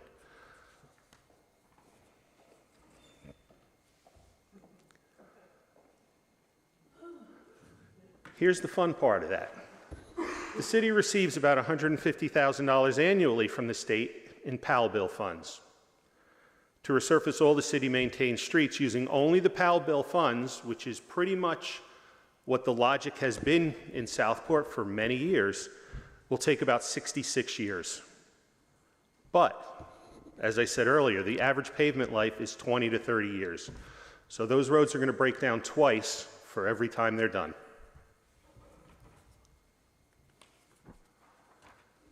There are some capital projects affecting roads. The main one, that's the downtown sewer replacement project. This is where all the roads in the downtown area are going to have this clay sewer pipe replaced. That's going to break ground later this year. There's just over 3 miles of roads that are involved in that. With the roads in there, we should wait at least a year after completion before paving to allow everything to settle out. We don't want to go and pave this road right after it's been, had a sewer put in, and then eventually you have this depression in the middle of the road, and we look like we don't know what we're doing. That being said, the completion of that sewer project is expected late in 2026.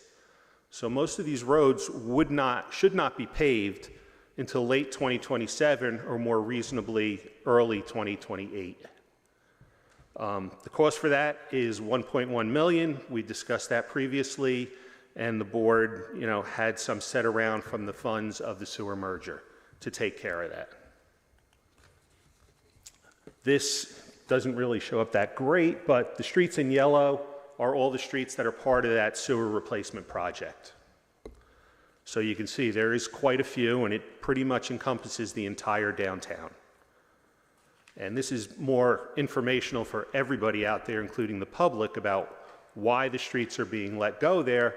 No point in putting money into something that's just going to get dug up in the next year. We do have one major capital project that is probably going to be going on, and that we don't know the effect it's going to have on the streets yet. That's the stormwater mapping and planning. This project is ongoing right now, and it's in the design phase, the research phase. That's going to map and model the stormwater system. After that model is complete, the consultant is going to prepare a capital improvement plan. And this report and the CIP plan is expected in October. Now, this plan is probably going to have areas that are going to need to be ripped up to have storm sewer put in. We don't know that yet. So, what is needed? As I said earlier, to resurface all the city-maintained streets over 10 years will require $10 million or $1 million per year on average. I recommend front-loading it and trying to get more done in the first couple of years just to play catch-up, and that way in the later years you can start getting back into something that will become a routine program every year. I have the recommendation here for the next 10 years. One thing I do want to add with this, if the board decides to go forward with a resurfacing program like this and get into putting this kind of money in every year, it will free up some budget money in that the PAL bill funds could actually be used for sidewalk projects and improvements. It could also be used for the funding of all the repairs that Public Works has to do in-house to get their streets up to speed to resurface them and all.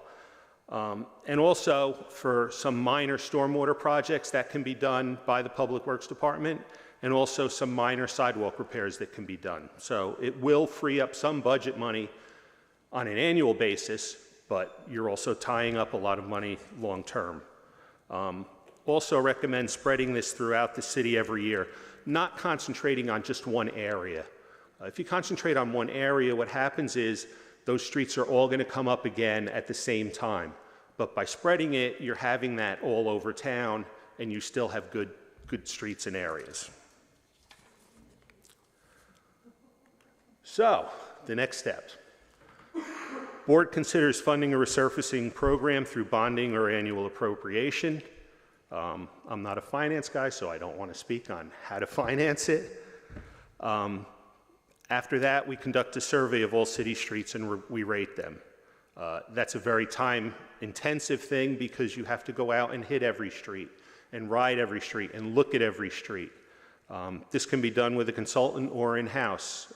I have done them in the past with forces, that were in-house. We didn't use a consultant. Once this is completed, the next part of it is it needs to be updated regularly. Not so much annually, but you do need to get out there and check up on things and make sure that they're holding up or deteriorating as expected. And the updates will take much less time. So, with that, questions? Alderman Lay? Alderman Kelly? What was just done on Caswell and Lord between 10th and 11th? Was that resurfacing? That was just straight resurfacing, yes. And let me add one thing. I know I gave the cost per mile for resurfacing. That was $350,000. For reclamation, it's about $425 to $450 per mile. When you get into the reconstruction, you're talking $500,000, $600,000, $700,000 per mile. Alderman Davis? Alderman Carroll? Alderman Mosteller? I just had one question. I know we had talked about repairing where cuts have been made in the road for sewer and all that. Yes. Was the 1.1 we dedicated for that, or are we going ahead and using some of the sewer fund for that? Sewer fund. So, but we got a plan for executing that? Yes. Separate and apart from all this? Yes. Thank you. Correct. Am I correct that when we put the $1.1 million in to repair the roads that were going to be torn up for the sewer pipes, that's part of the discussion with the county as to, because they'll own the sewer pipes by hopefully 2028, but we'll own the roads. So if they dig up the road to put new sewer pipe, is that part of do they fix that? And is that where the 1.1 million has been put off to the side? So there's a line item to already pay for it? I wouldn't recommend having them do that. I would recommend us doing that because we have control and it would be to our standards and our specifications. What they would be doing after they dig and put the sewer pipe in is they would be paving over that trench. They would go about a foot on either side of it and pave that section. Then we would wait and we would do the paving project on it. But we've put $1.1 million away in today's dollars, and it's 4 years from now before we'll actually do that. So should we have actually adjusted that to account for 4 years of inflation? Possibly, yes. I just throw that out for thought. Perhaps you could get us that number. I don't think I can look in the future like that. But it'll be more, we know it'll be more than $1.1 million in 4 years from now. So I don't know how we do that, but while we still are in the negotiation phase and we still have sewer funds and money, we might want to look at those type of things if it's going to be years before we get to do it. I just throw that out for consideration. And all these numbers are today's numbers. They're not factored out. That money, Ms. Bonnie, is that in a CD? Are we making money on that? I'm not sure, but I'll ask Lance how we're going to handle that. That may cover some of our inflation costs. That would be good. Any other questions? And this is just for information purposes only, correct, ma'am? Yes, that's all it is, well, just to wake you up. Yes. If you were sleeping, because that's big bucks. Don't fall out of your chair. All right. All right, thank you very much, sir.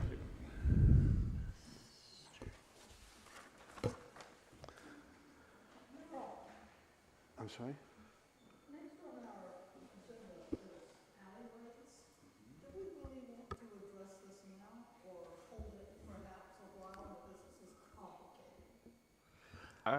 That's Can I- up to you. I've got a thought on it, and my thought is that, like the gentleman said earlier, we can separate alleyways and the conversation about alleyways from right-of-ways. Other right-of-way. Other right-of-ways. So my recommendation is that we do make a decision to separate those two conversations, and then we need to come up with some type of policy about how we're going to handle right-of-ways, but we should try to take advantage of the fact that they're there.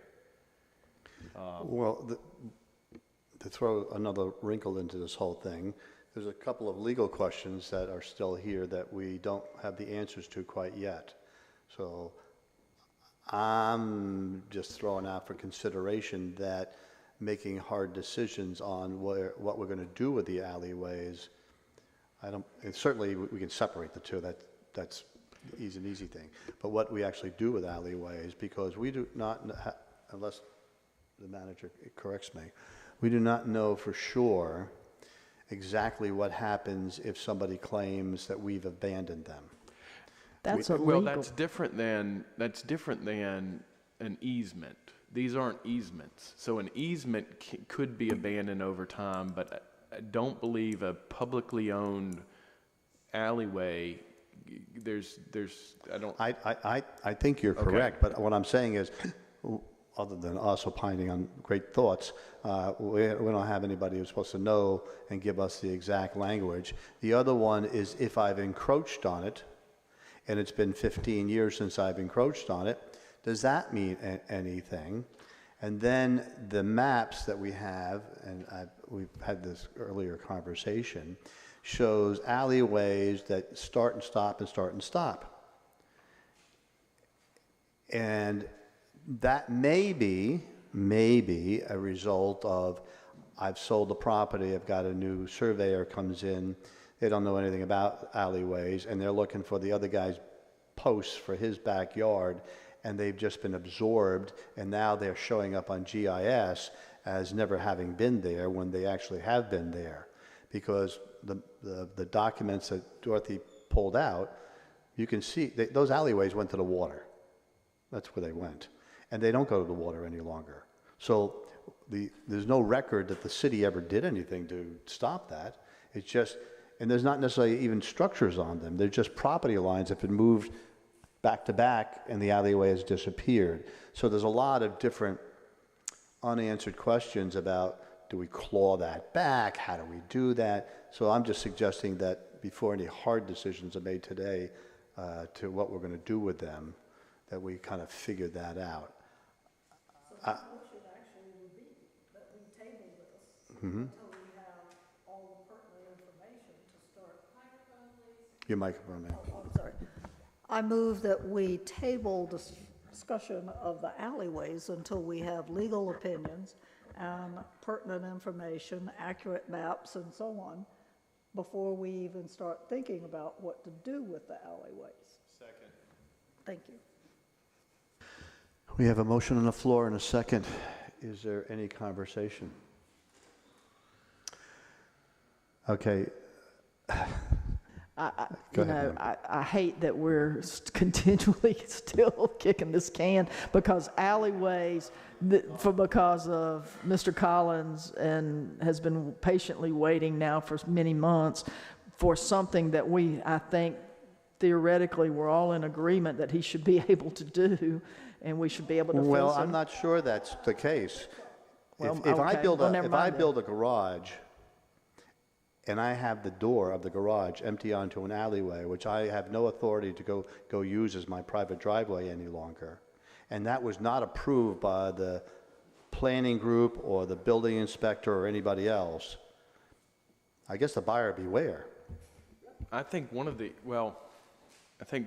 issues is that it's a platted access, and because the city doesn't have their ducks in a row, we're penalizing people because we've missed the boat. I mean, these have always been there, and until we got on the conversation of right-of-way, people have been able to do this.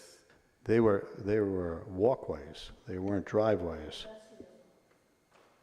They're 10-foot alleyways. Their Were they original just for purpose, if we're going to go back to historical records, it was walkways to get from homes down to the waterfront where they worked, where people worked. And that was the original reason why the alleyways were put there. I have no dog in this fight as to what we eventually used them for, but they were not put in there. From everybody that I've talked to who has been here forever, they were not put in there for driveways. In other words, some developers have access to your garage to the back of the house, you know, that system. They were not put in there for that purpose.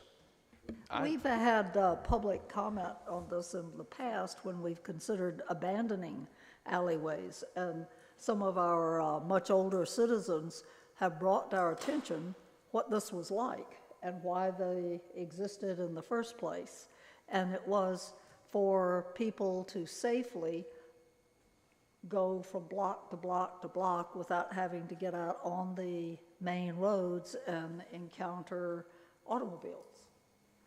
I think we're already talking about, you know, we're discussing this without having adequate information to make informed decisions.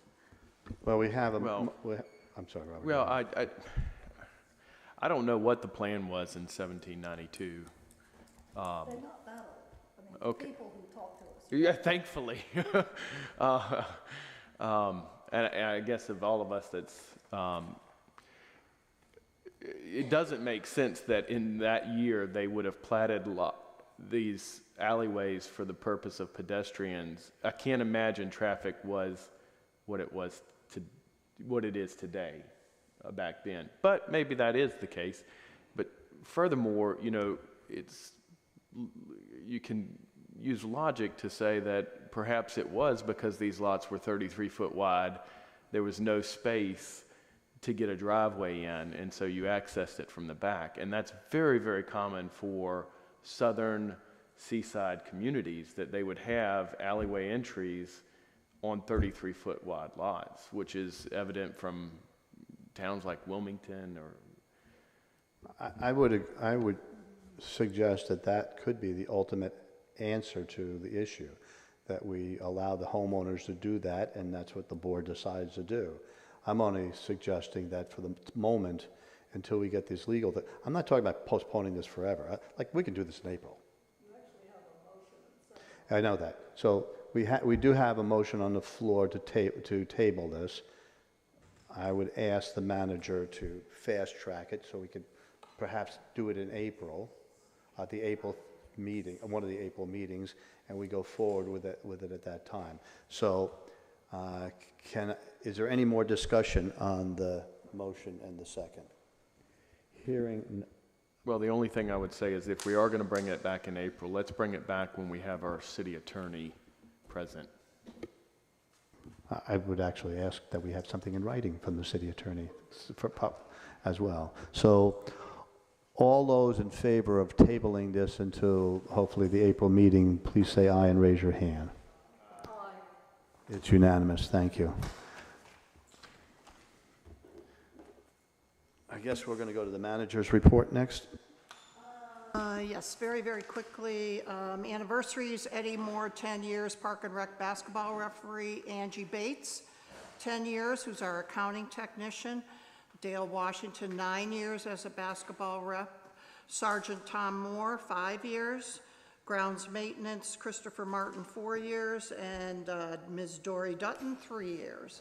Dory, do you want to please give an update on the comp plan and the survey? Yes, I'm happy to. So the comp plan, we have a survey on, or a little suggestion area on our website. We're taking nominations for our comp plan study name. In addition to that, the actual survey will be available soon. There's going to be a whole website for that, and we've been working with Cheyenne and the consultants to get that up and running. We are also considering a little contest amongst the residents or whomever's interested, a photo contest to be on the cover of the comp plan. So that's another idea. We're trying to get as much public input and engagement as possible. The consultants are coming on the 14th and 15th of the month to meet with the stakeholders and the steering committee. In conjunction with that, the parking study is ongoing, and Walker Consultants has been joining with the comp plan consultants to maximize the public input. So he will also be back on the 14th and 15th to meet with those folks. But he's already started with existing conditions, and we've exchanged a lot of plans and information. Also, I have a little update for our Development Services Director recruitment. They have reached out to 68 potential candidates in the region. 8 of those have engaged with them so far, but 7 have declined because they are not able to relocate right now. But they have also received 7 applications. So that's promising for sure. And also for code enforcement, just to give an update, there are actually 31 minimum housing cases open. And then the last quick item I have is, over the weekend, I received some comments from the public who absolutely loved their water and sewer bill. So, congratulations. And I do have a first draft of the merger agreement, so we are getting very close. I think we loved our bills. Are you done, ma'am? Okay, Mayor's comments. Dorothy, could you clarify something for me? The 30-something houses you're talking about, those are houses that are potentially going to be torn down, burned down, something down? Minimum housing could be just items that need repairs, of course. So it's not necessarily that they're going to be in danger of being demolished. It's just that that's what the category of the violation is. Thank you very much. The only other comment I have is that we handled a lot of hot topics today, and I thought it went very smoothly, and thank you very much. Board comments, I'm going to start with you, Alderman Lay. Any comment? Okay. Alderman Davis. I do not. Alderman Carroll. Alderman Mosteller. Okay, we're going to go into, I'm sorry. Yeah, board comment. We're going to go into a closed session. I think I have to read this, don't I? This closed session under North Carolina General Statute 143-318.11 A5 to establish or to instruct the public bodies, staff, or negotiating agents concerning the position to be taken by or on behalf of a public body in negotiating the price and other material terms of a contract or proposed contract for the acquisition of real property by purchase, option, exchange, or lease, or the amount of compensation and other material terms of an employment contract or purpose of employment contract. It's property. It's the purchase. There are no members of the public here that would ask this, so I will. What is the location, who's the owner, and what's the purpose of this piece of property that we're going to be talking about? Since the manager is there, Ellie, do you have that information? Just those 3 questions. Where is the property? Who is the owner? And what is the purpose?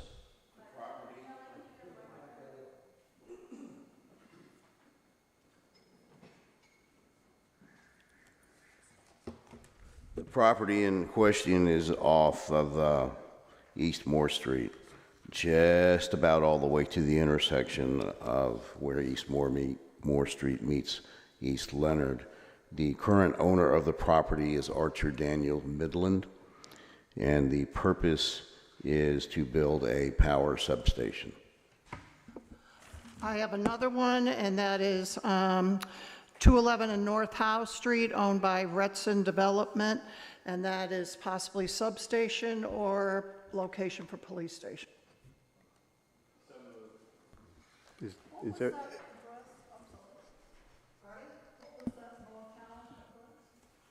211. Is there a second? All right, any discussion? All in favor of going into closed session, please say aye.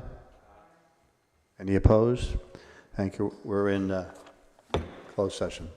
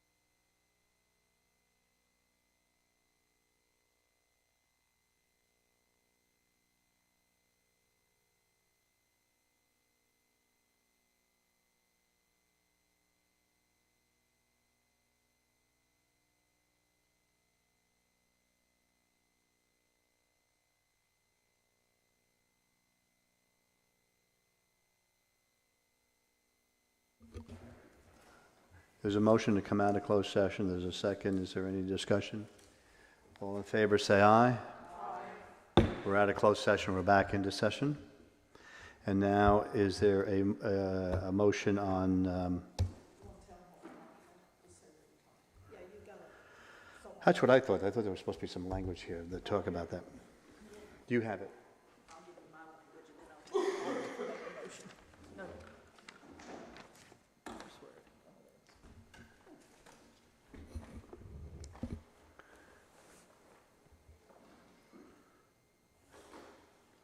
So I'll entertain a motion to, and this is what we talked about in the session.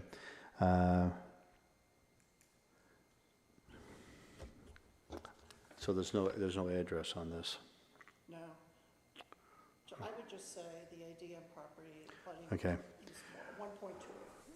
We're going to, I'd entertain a motion to send to the planning board a review of the 1.2 acres of ADM property near the intersection of Moore and Leonard Street for potential purchase by the city for an electrical substation.